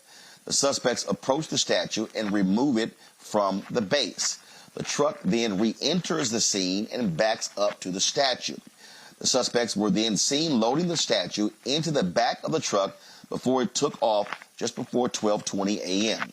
The damage is estimated at $75,000. If you have any information about the stolen statue, you can call the Wichita, Kansas Police Department at 316-268-4407, 316-268-4407. So, my goodness, folks out here just snatching black statues on Congo. Oh, my goodness. Wow. Like, what's the plan here, right? Because you got two things. You can either think people who are going to try to sell it. I don't know, people are going to try to buy a damaged statue. Or you got these racist folks out there who are going to try to defame it in some way, shape, or form. I remember I was speaking at a school once, and they suspended a kid because, he took a cardboard cutout of Obama and he hung it, with a noose, right? So we always have to make room for these types of projects as well. But I don't really know where to go with this. I'm hoping that there's more cameras out there that will get out there and find these individuals, because it's very concerning. But in any way, shape, or form, regardless of who did it, it's another black great, having their statue destroyed or defaced. I'm thinking about the Emmett Till memorials, that regardless of what people do, whatever people put up, they're constantly attacking them, and they have to add more barriers, to protect it from the haters and the racists out there. And it's just really sad and unfortunate, because in this day and age, when people are applauding us taking down Confederate statues and the like, I'm hoping that this isn't the sign of some type of, backlash, or we should say, white lash going against statues of black people that are up there, that are up as well, with some type of false equivalency. And so I'm really interested to see who did this and why, and also making sure that they're punished to the fullest extent of the law, because it's disgraceful and despicable. I mean, look, it just makes no sense. It's crazy. And last thing, Renita, you want to do is have to slap, put a cage around the dadgum statue. But hopefully these folks are caught and the Jack Robinson statue is returned. Right. It makes absolutely no sense. And I think that we will see some sort of resolution to this soon. The reason why I say that is because I did read that city officials have already alerted the salvage yards that if they see this come in, anybody trying to sell it or do anything with it, to let authorities know. And so I do think that we'll see some sort of resolution to this, because now that everybody is aware that this happened and people are on the lookout, what could anyone possibly do with this? It's going to be hard to sell it because everyone's looking, for this statue. Everybody's aware of what happened. So I think we'll see some resolution soon. And I suspect that once we find out who took it and why they took it, we probably will still be in the dark as to this not making any sense even after these folks are caught. Pretty bad there, but it's just par for the course for what it means being black in America, Julianne. This is called erasure. It's called attempting to take our presence away from us. This makes no sense whatsoever, as both Rita and Obakongo have said, no sense whatsoever. But basically what does make sense is that we're sitting in a place of extreme anti-blackness, where that statue was an affront to somebody. And our existence is an affront to somebody. And that's why, Roland, in your book, with the book about crazy white people, White Fear, they cannot stand our excellence. And that Jackie Robinson was nothing more than excellence. And our excellence refutes all of their nonsense. But it doesn't make any sense, except for in the context of a Ron D. Satan, who has just said that sociology is not a required class in state-supported Florida universities, which there's so many things that rain down on anti-blackness. I hope they find the people. They will. You can't get rid of a big old statue like that. I hope they find them. I hope they're punished to the full extent of the law. But more than that, I hope that we use this as a teachable moment. Who could be against the amazing legacy of a black man who basically shattered every barrier? Well, who could be against it? Folks who did not think we ever had the capability of doing that. I am repulsed, and I think we all are, about this. But at the same time, let's make this a teachable moment. All right, folks, right now, though, we're going to go to a break. We'll be right back. Roland Martin Unfiltered on the Black Star Network. Next on the Black Table with me, Greg Carr. We look at the history of emancipation around the world, including right here in the United States, the so-called end of slavery. Trust me, it's a history lesson that bears no resemblance to what you learned in school. Professor Chris Manjapra, author, scholar, amazing teacher, joins us to talk about his latest book, Black Ghost of Empire, The Death of Slavery and the Failure of Emancipation. He explains why the end of slavery was no end at all, but instead a collection of laws and policies designed to preserve the status quo of racial oppression. The real problem is that the problems that slavery invented have continued over time. And what reparations are really about is saying, how do we really transform society, right? And stop racial violence, which is so endemic. What we need to do about it on the next installment of The Black Table, right here on the Black Star Network.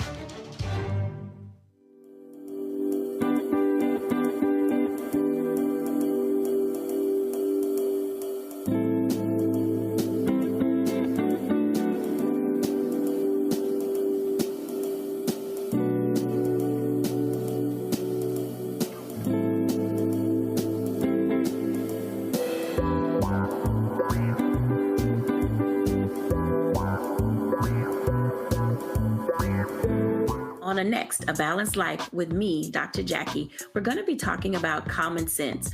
We think that people have it, know how to use it, but it is something that people often have to learn. The truth is, most of us are not born with it, and we need to teach common sense, embrace it, and give it to those who need it most, our kids.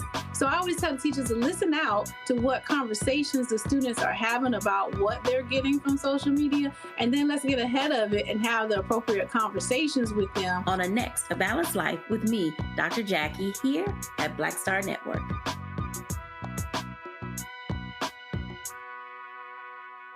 Grow your business or career with Grow with Google's wide range of online courses, digital training, and tools. Gain in-demand job skills with flexible online training programs designed to put you on the fast track to jobs in high-growth fields. No experience is necessary. Learn at your own pace. Complete the online certificate program on your own terms. Stand out to employers, get on a path to in-demand jobs, and connect with top employers who are currently hiring. Take one professional career certificate program or all 6. Earn a Google Career Certificate to prepare for a job in a high-growth field like data analytics, project management, UX design, cybersecurity, and more. All professional career certificate programs must be completed by December 31st, 2024. Scan the QR code to complete the application. There are 1,000 scholarships available. Grow with Google and J. Hood and Associates. Be job ready and qualify for in-demand jobs. Hi, everybody. I'm Kim Coles. Hey, I'm Donnie Simpson. Yo, it's your man Deion Cole from Blackish, and you watch Roland Martin, Unfiltered.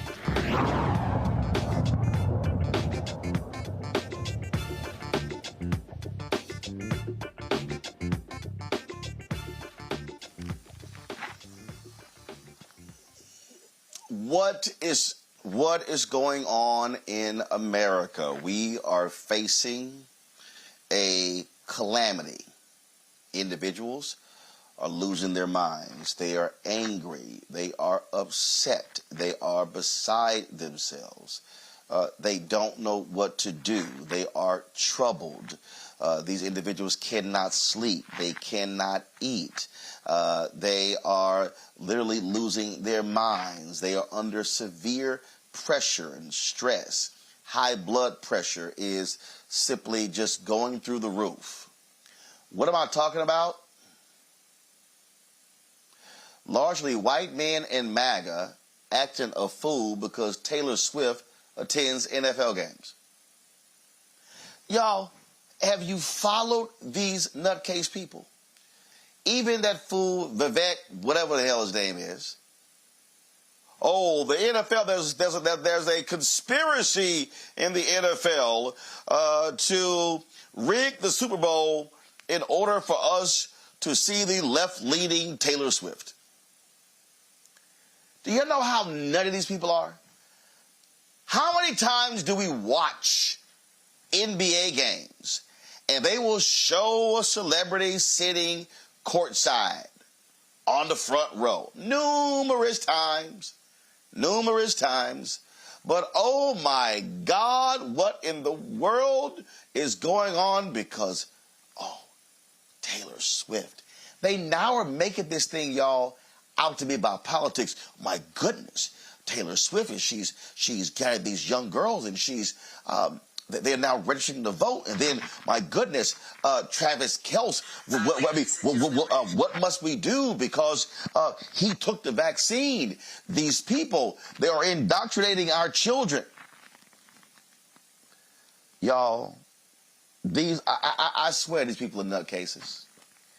And this is why you cannot listen at all to these people on the right. Because they complain about everything. Hey, God, I'm not trying to watch an NFL game. And they keep showing. First of all, the NFL isn't showing Taylor Swift.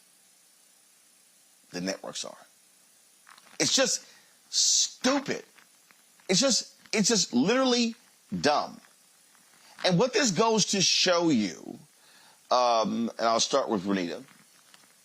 What it goes to show you, these MAGA people are so insane. They are so out of control that they complain and whine about everything. I mean, everything. This is why Donald Trump got to be defeated. Because you know what? Let's make them crazier. Let's just, again, every time they take a L, it's just another nail in the MAGA coffin. So let's give them more L's in November. I am not surprised that they are creating a conspiracy theory around why Taylor Swift is at NFL games, because we know that they are a huge fan, the MAGA crowd, of QAnon and conspiracy theories in general. I mean, this is partially what led them to do January 6th. This is also what led them to be a part of unmasking Pizzagate, as they called it. So these people love conspiracy, so I'm not surprised that they've now gotten one in relation to Taylor Swift. But the thing that I think about this is, you know, year after year, we're being told that NFL is losing support, losing money. Less and less people are fans of professional football. Every year we continue to see these reports talking about the decline of the NFL. Isn't Taylor Swift being at the NFL, at these games, good for the NFL to bring more attention and bring more support for the NFL? So I don't understand why people who support the NFL are anybody about anybody saying the NFL is declining. Hold on, Nita. Anybody saying the NFL is declining, they're nuts, because the ratings keep going up. So, and they're the most profitable sports league. So, anybody saying that, nah, that's a lie. Go ahead. They're saying that they're saying that generations that are coming along, like younger folks, are not interested in the NFL. So that's why they're saying that support for it is declining, because you're not getting a lot of young. No, it's just a lie. It's just a lie. It's just a lie. I mean, the numbers prove it. It's just a lie. What I'll say to sum this up is exactly what Michael Harriot said about this today on Twitter, which is, I can't name one song that Taylor Swift sings, but I also know that I don't need to lose my mind because she showed up at an NFL game. So I don't understand why they're making a big deal out of this. They're making a big deal out of this, Amakongo, because when Taylor Swift went on social media and told people to register to vote, nearly 160,000 people did. This is the real deal. They are deathly afraid of her energizing young voters. And this, Amakongo, for me, is why I would absolutely love to see Taylor Swift and Beyonce and every major entertainer using their voices and platforms, urging folks to vote. She's also anti-Donald Trump.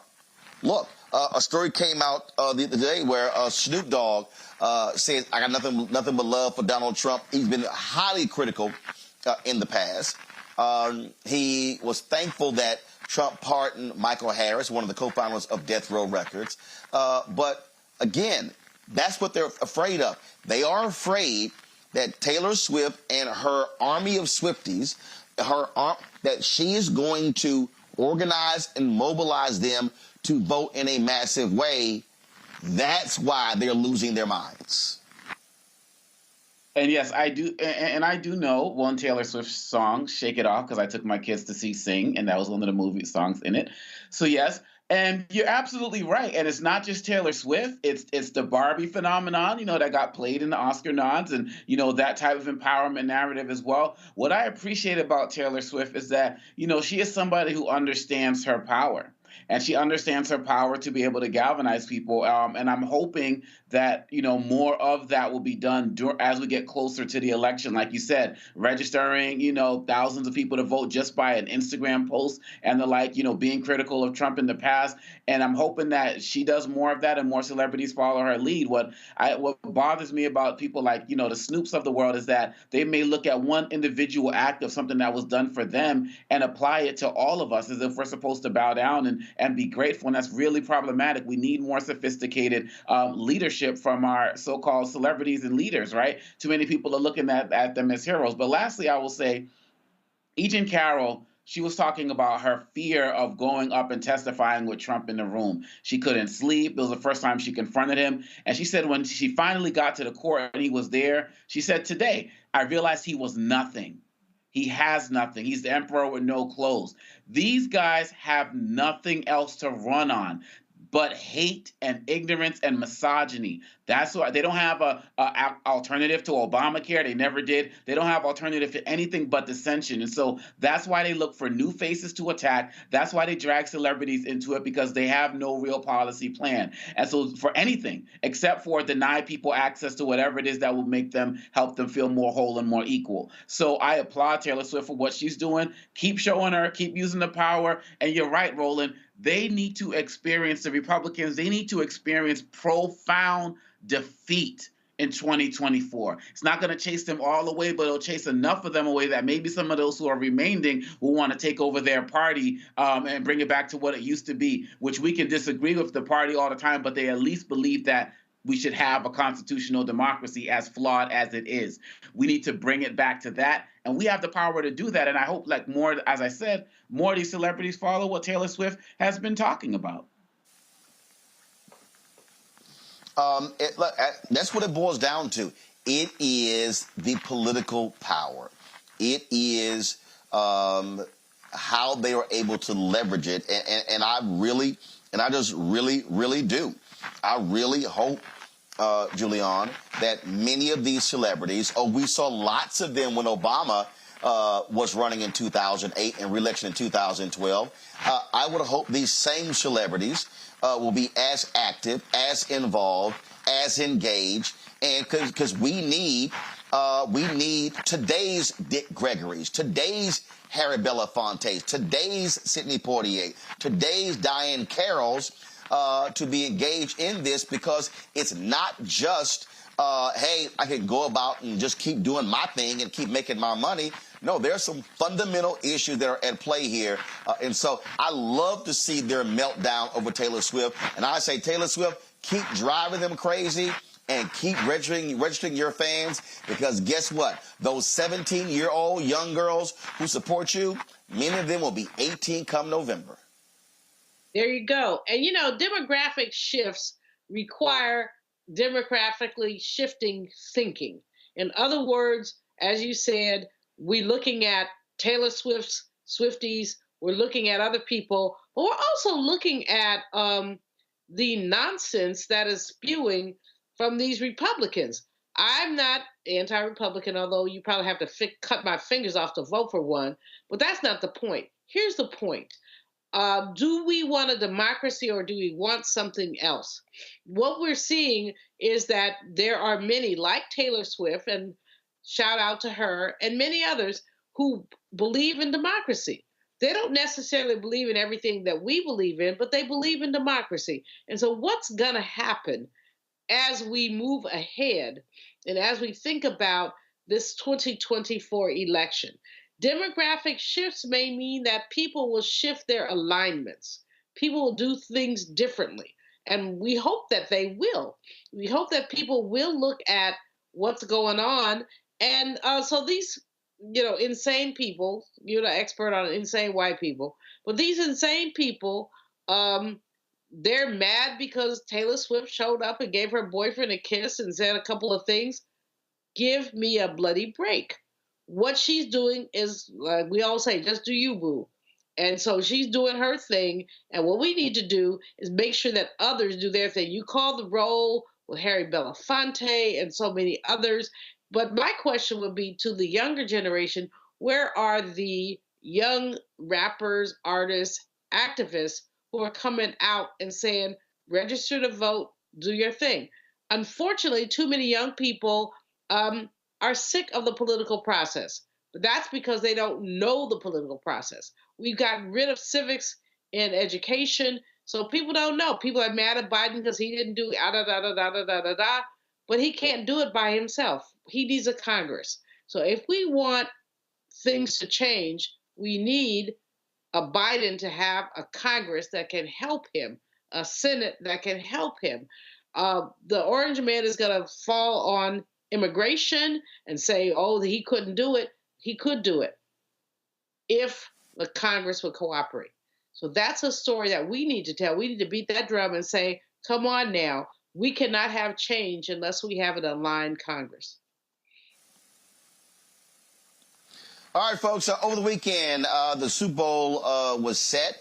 Baltimore lost to Kansas City, and the Detroit Lions, they lost to San Francisco 49ers. And didn't I call that on Friday? Didn't I say that it likely was going to be 49ers and the Chiefs in the Super Bowl? I think I called that. Well, guess what? There are two people who had a split household. So Jemele Hill, who's from Detroit, loves Detroit, but she grew up a San Francisco 49ers fan. And her husband, he is a rabid Detroit Lions fan. Well, they placed a bet on the game. He lost, so therefore, he had to do this video. Ladies and gentlemen, we are joined here at this press conference by Ian Wallace, who has by Wood Wallace, who has a statement that he would like to read in the wake of the excellent comeback by the San Francisco 49ers, who beat the Detroit Lions.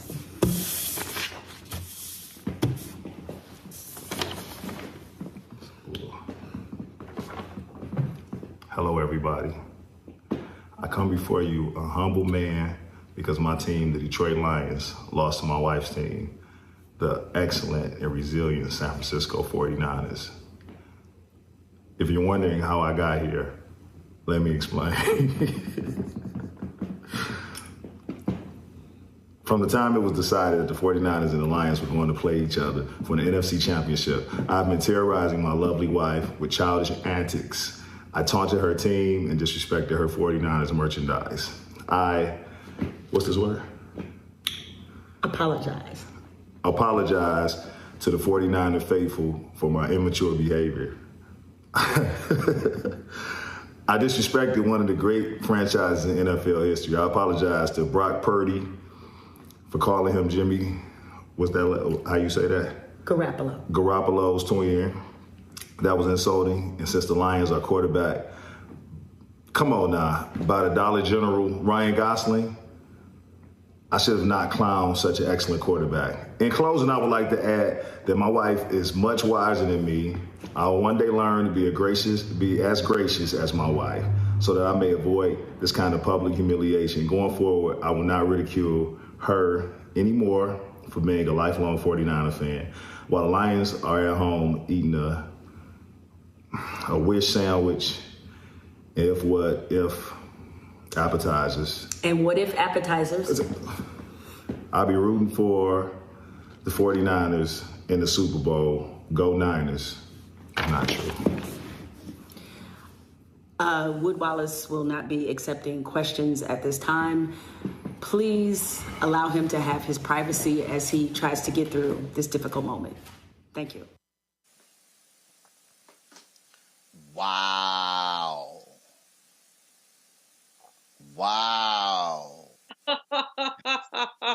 So messed up. Wow. First of all, Omo Congo, I am thankful that I despise the Dallas Cowboys.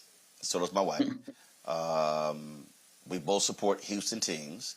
So there's no split allegiance there whatsoever. But damn, bruh. Jemele Hill she's the best. She's just awesome. And wow, that's going to be played everywhere. When he said, how do you say this? Apologize. I mean, I know the Lions folks, they got to truly be struggling right now. I mean, and particularly the way that it was lost. But, Mr. Wallace is a man of his word. And Jemele put him on blast. And nobody really watches sports in my house with the exception of me, so I don't have to worry about any loyalty splits. Whoever I may say to root for, folks are just going to be like whatever. So, yeah, now he's got to root for the 49ers. And, Jemele's knowledge shines once again. More power to you, sis. And I just got this note from Jemele, Renita. It was his idea to do the bet. Oh. She said, had the 49ers lost, I would have to do the same thing. So he was so arrogant and cocky thinking his Lions were going to beat the 49ers They blew a 17-point lead. And you deserve to have to do that. If that was the bet, and guess what? She has now posted that on her Instagram page, on her Twitter page, all over. It's going to get picked up, by the Shade Room, Baller Alert, Jasmine Brand. Lord have mercy. Renita? Listen, Roland, I'm glad you explained the clip because I'm one of those people that has not watched the NFL in forever, and you could not pay me to watch an NFL game. So thank you for explaining the clip. Jamel is very funny. Lord. Julian, go ahead with your comment. Well, as a native San Franciscan, I'm always happy when the 49ers win. Although I am not a sports person, I'm almost with Renita. You got to pay me to watch. But they were talking much smack. And Sister Girl got hers, and Brother Man, just take your tail to the cottage or wherever you go. Well, you shamed, because you shamed. I'm just laughing. I'm totally laughing. You go, Jamel, and Brother Man, whatever. He's sitting here. Again, and look. When you step out there, you rep your team. You got to do what you got to do. And in fact, you know what? Okay, so to the control room, do this here. I want y'all to pull up. This tweet I sent. So I just sent y'all a tweet that Jamel posted last week. So I just want to show y'all the energy that her husband was giving on January 22nd. That's 7 days ago. So if y'all could play the video of the tweet I just posted, I want y'all. So I think y'all might have a better understanding. Y'all might have a better understanding of why Jamel was really looking forward to this, even though it was tough for her because she posted a video yesterday. She was sweating for a long time because it was going downhill for the 49ers when they came back. So y'all have that tweet ready? Play that video. All right, they're going to have the video soon. Y'all see the video, then y'all go ahead and play it. We going to the Super Bowl, baby. I just got home. We're a house divided. Jamel originally from Detroit, but she a San Francisco fan, so this weak ass bullshit. Look at this shit she got it. Let me let her know what time it is right off top, because I ain't playing. House divided, baby, all week. Let her know that I ain't playing. This how I'm starting off. I just came in the house. She gonna try to say, hey, baby, kiss me. No, don't kiss me. No, we ain't on the same team or nothing. You already know what time it is, Jamel. You know what time it is. This shit going in the hood like garbage. What are you playing? What are you doing?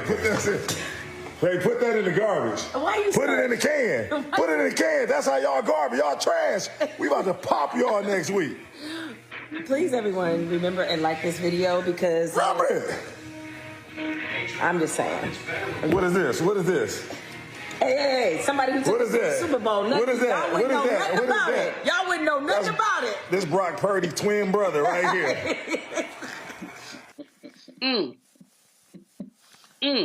That was kind of aggressive, Omakongo. Yeah, he was just putting it all out there. Wow. I mean, that makes the video, his apology video, it makes it like doubly sweet. You know what I mean? He was extremely confident, just like so many other out there in the line. Eminem, all of them cats were just extremely confident. I mean, they hadn't been in this spot in almost 30 years or something like that. So we get the idea of being hype, but you also just kind of got to be realistic. And, you can have your little challenges, but you got to be humble at the same time. So I know I'm about to go and share that video of the apology as well, because, brother had it coming. He was a little bit too hardcore with it. And now he's got to eat some lion for dinner because he ain't got nothing else right now. Oh, yeah. She's Renita, she said he been terrorizing her all week. And she's like, he gonna be eating a whole lot of crow. He should probably do side by side of that video plus her video and re-release both so that people will have all the evidence together. That's a good one. Do y'all have the photo I just sent y'all?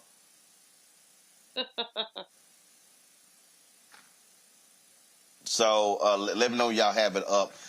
Julian, I'm telling you, I mean, he put a jersey in the trash.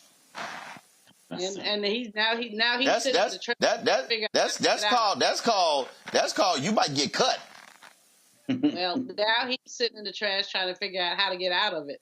I mean, this is hell-blucking hilarious to have this brother talking all this spit to this sister, and then she prevails. But you know, the Niners always, I'm telling you, I haven't been to a Super Bowl probably in 15 years. I used to go all the time.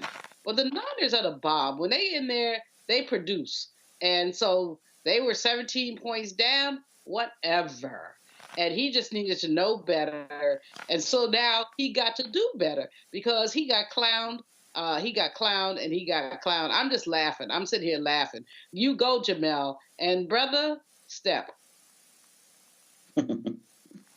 Well, one of the other reasons why I wanted to go ahead and play the extended, because I was only going to play just the first video that Jamel posted, but I wanted to go ahead and I wanted to rub it in further because see, this is what happens when you pledge this youth group.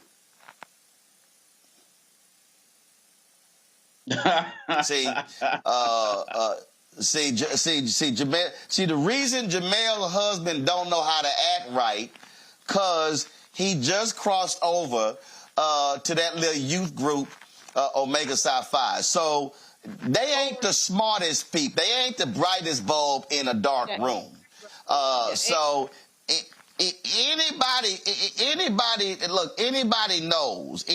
knows. Okay, this right here why Omegas ain't that bright. Okay, all right. So the first no, they ain't bright. So you know, I know she love them, but I mean, so first of all, Wood, you got 9,090 followers. Okay. You got 9,090 followers. Jamel got 841,000 on Instagram. You got 9,000. So that was kind of crazy to make that bet because everybody now about to see all your videos. And so, including his Lion brothers. And so, yeah, I decided to add a little extra flavor to this. Just to go ahead and, you know, because anytime I get a smacking Omega, I'm happy. You wrong, Roland. You wrong. You wrong.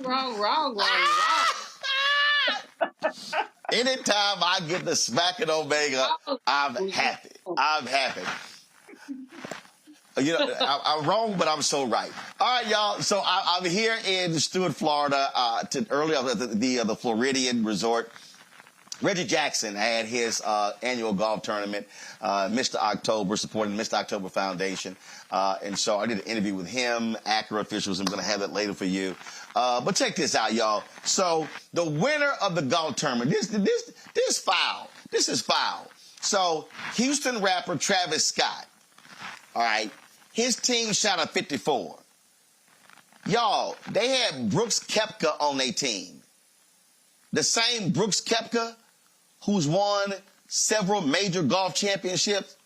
First of all, they should have been disqualified from actually winning the tournament. They won with a 54. And when the tournament was over, Travis came to collect his award. And so I decided to hit him with a few questions in the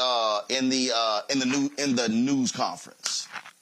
In the team game, that's what you got to do. You got to find your balance. You got to find your strengths. You know what I mean? There's no such thing as weaknesses. So what specifically did you do? You know what I mean? All you got to do is make par a couple holes. And when you got people like Brooks, you got people like Kyle, you got people like Reggie, Dave on your back end. Like, I'm sorry, Brooks. Reggie Saunders, and we got Reggie Jackson just making sure the commission holding it down from the top end. I'm sorry, you said Brooks. Kopeka. Oh, so you the damn PGA Pro major winner. Yeah, no, but we call him Kopeka on this side. Oh, okay. We call him Kopeka. Okay. Because through these woods, that's all we do. We chipping and knocking shit down on this side. Contribution from everywhere. And you know, I'm overly thankful, man. You know, I don't really receive a lot of awards, and today to go out there and win them, it's a good heartfelt win and a good team win. So we're gonna take this down for everybody here. This is your first golf trophy? This is my first golf trophy. We won one last year. We did? No. We won that one 2 years ago. Second place on. Oh, y'all took it home, but you didn't win it. But it wasn't that one. You dig what I'm saying? And today we got this one. And this one right here is the one that really matters right here. Yeah, I'm about to go celebrate with this. A couple cacti, some Sikoro, you know what I mean? Anybody's a killer of the choice. Just meet me at the bar. Reggie Jackson, thank you for having everybody coming to this right here. Miss October Foundation. Separate line, a good competer, man. Anything that can be done for a cause is always A1 in our book. So you're coming back next year to defend? Oh yeah, we come back next year to defend, and the year after that, and the year after that. You know what I'm saying? Once you get one, you gotta hold on to it forever. You know what I'm saying? So we're gonna break this down on ESPN. We got the analysts and all the replay videos. We're gonna have that for y'all tomorrow. Yeah, we love y'all, man. Peace and good night. Picture of you and Reggie. Y'all, so that was a lot of fun. About $900,000 was raised for the Mr. October Foundation. So we had a great time, and so they're certainly doing a lot of great educational things. It was Hall of Famers all over the golf course today. Jeff Bagwell, Mike Schmidt, George Brett, Johnny Bench, Ken Griffey Jr., Lawrence Taylor, Dr. J, Thurman Thomas, Jim Kelly. Andre Dawson, Ozzie Smith, my man Warren Moon from H-Town. Then, of course, they had Nick Saban was here as well. Had other greats, 50 Cent, Slim Thug, Bun B, as well as Dave Chappelle. So we had a great time. So I'll be posting a lot of those photos on social media for y'all to check out. And let me give a last shout out here, folks. So over the weekend, Saturday I was in Toledo.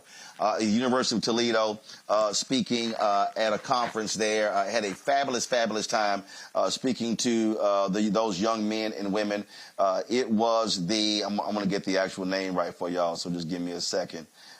It was the 40th annual Toledo Excel Conference for Aspiring Minority Youth. More than 1,400 people were there. I gave a keynote speech, and I also moderated a Q&A with Black Thought about his new book. So they're going to be sending me the video. We're going to be live streaming that. We're restreaming that on the Black Start Network. And so we look forward to doing that. And so this is, they gave me this hoodie. They gave me a hat as well, but this is the hoodie they gave me. So I decided to rock it for today's show. So I appreciate that. The Alpha showed up and showed out there, as we always do, and so it was great. And so let me shout out David Young, who is the director of the Toledo Excel and Special Projects, and of course, he's an Alpha man. You got Excel in the name, some Alphas involved, and would not Omegas. All right, y'all. That's it for me. Renita, Omakongo, Julian, I appreciate y'all being on today's panel. Folks, I am back in studio tomorrow, so look forward to seeing you in the Black Star Network studios. Folks, do me a favor, support us in what we do. It's so many great things that we do. And also, first of all, let me thank the folks at Honda Acura for bringing me in. Like I say, we'll be chatting with them. And I look forward to having them as a partner right in the Black Star Network. So I'm trying to work that thing out. And so be sure to support us in what we do, folks. We are doing the things that other people simply are not doing. They're not talking about, they're not sharing these things with you. And so that's why we do what we do. And so please, our goal is to get 20,000 of our fans contributing on average $50 each. It'll raise $1 million to offset what we do. We'll also, of course, trying to go after these advertising dollars. These agencies are not cooperating at all, giving us a bunch of BS excuses. One of them, it'll be 3 years in May since we start meeting with them, and not a single dime has come our way in those 3 years. And this agency represents billions of dollars of various companies. And so if they don't get a move on it, I'm going to publicly call them out, and then I'm going to name the companies that they actually are responsible for, so those companies know how that agency is treating black-owned media. So I'm just letting y'all know that. All right, folks, so send your check and money order to P.O. Box 57196, Washington, D.C., 20037-0196. Cash App, $RM Unfiltered. PayPal, R Martin Unfiltered. Venmo's RM Unfiltered. Zelle, Roland at RolandSMartin.com. Roland at RolandMartinUnfiltered.com. Download the Black Star Network app, Apple phone, Android phone, Apple TV, Android TV, Roku, Amazon Fire TV, Xbox One, Samsung Smart TV. Be sure to watch our 24-hour streaming channel. We are available on Amazon News, so go to Amazon Fire. You can also say, Alexa, play news from the Black Star Network. You can check us out on Plex TV, Amazon Freebie, and Amazon Prime Video. And be sure to get a copy of my book, White Fear, How the Browning of America is Making White Folks Lose Their Minds. Available at bookstores nationwide, Barnes & Noble, Amazon, Target, Books A Million. Download the audio version on Audible. Folks, that's it. I'll see y'all tomorrow. Holla! Black Star Network is here. Oh, no punch! I'm real revolutionary right now. Thank you for being the voice of Black America. All momentum we have now, we have to keep this going. The video looks phenomenal. See, this difference between Black Star Network and black-owned media and something like CNN. You can't be black-owned media and be scared. It's time to be smart. Bring your eyeballs home. You dig?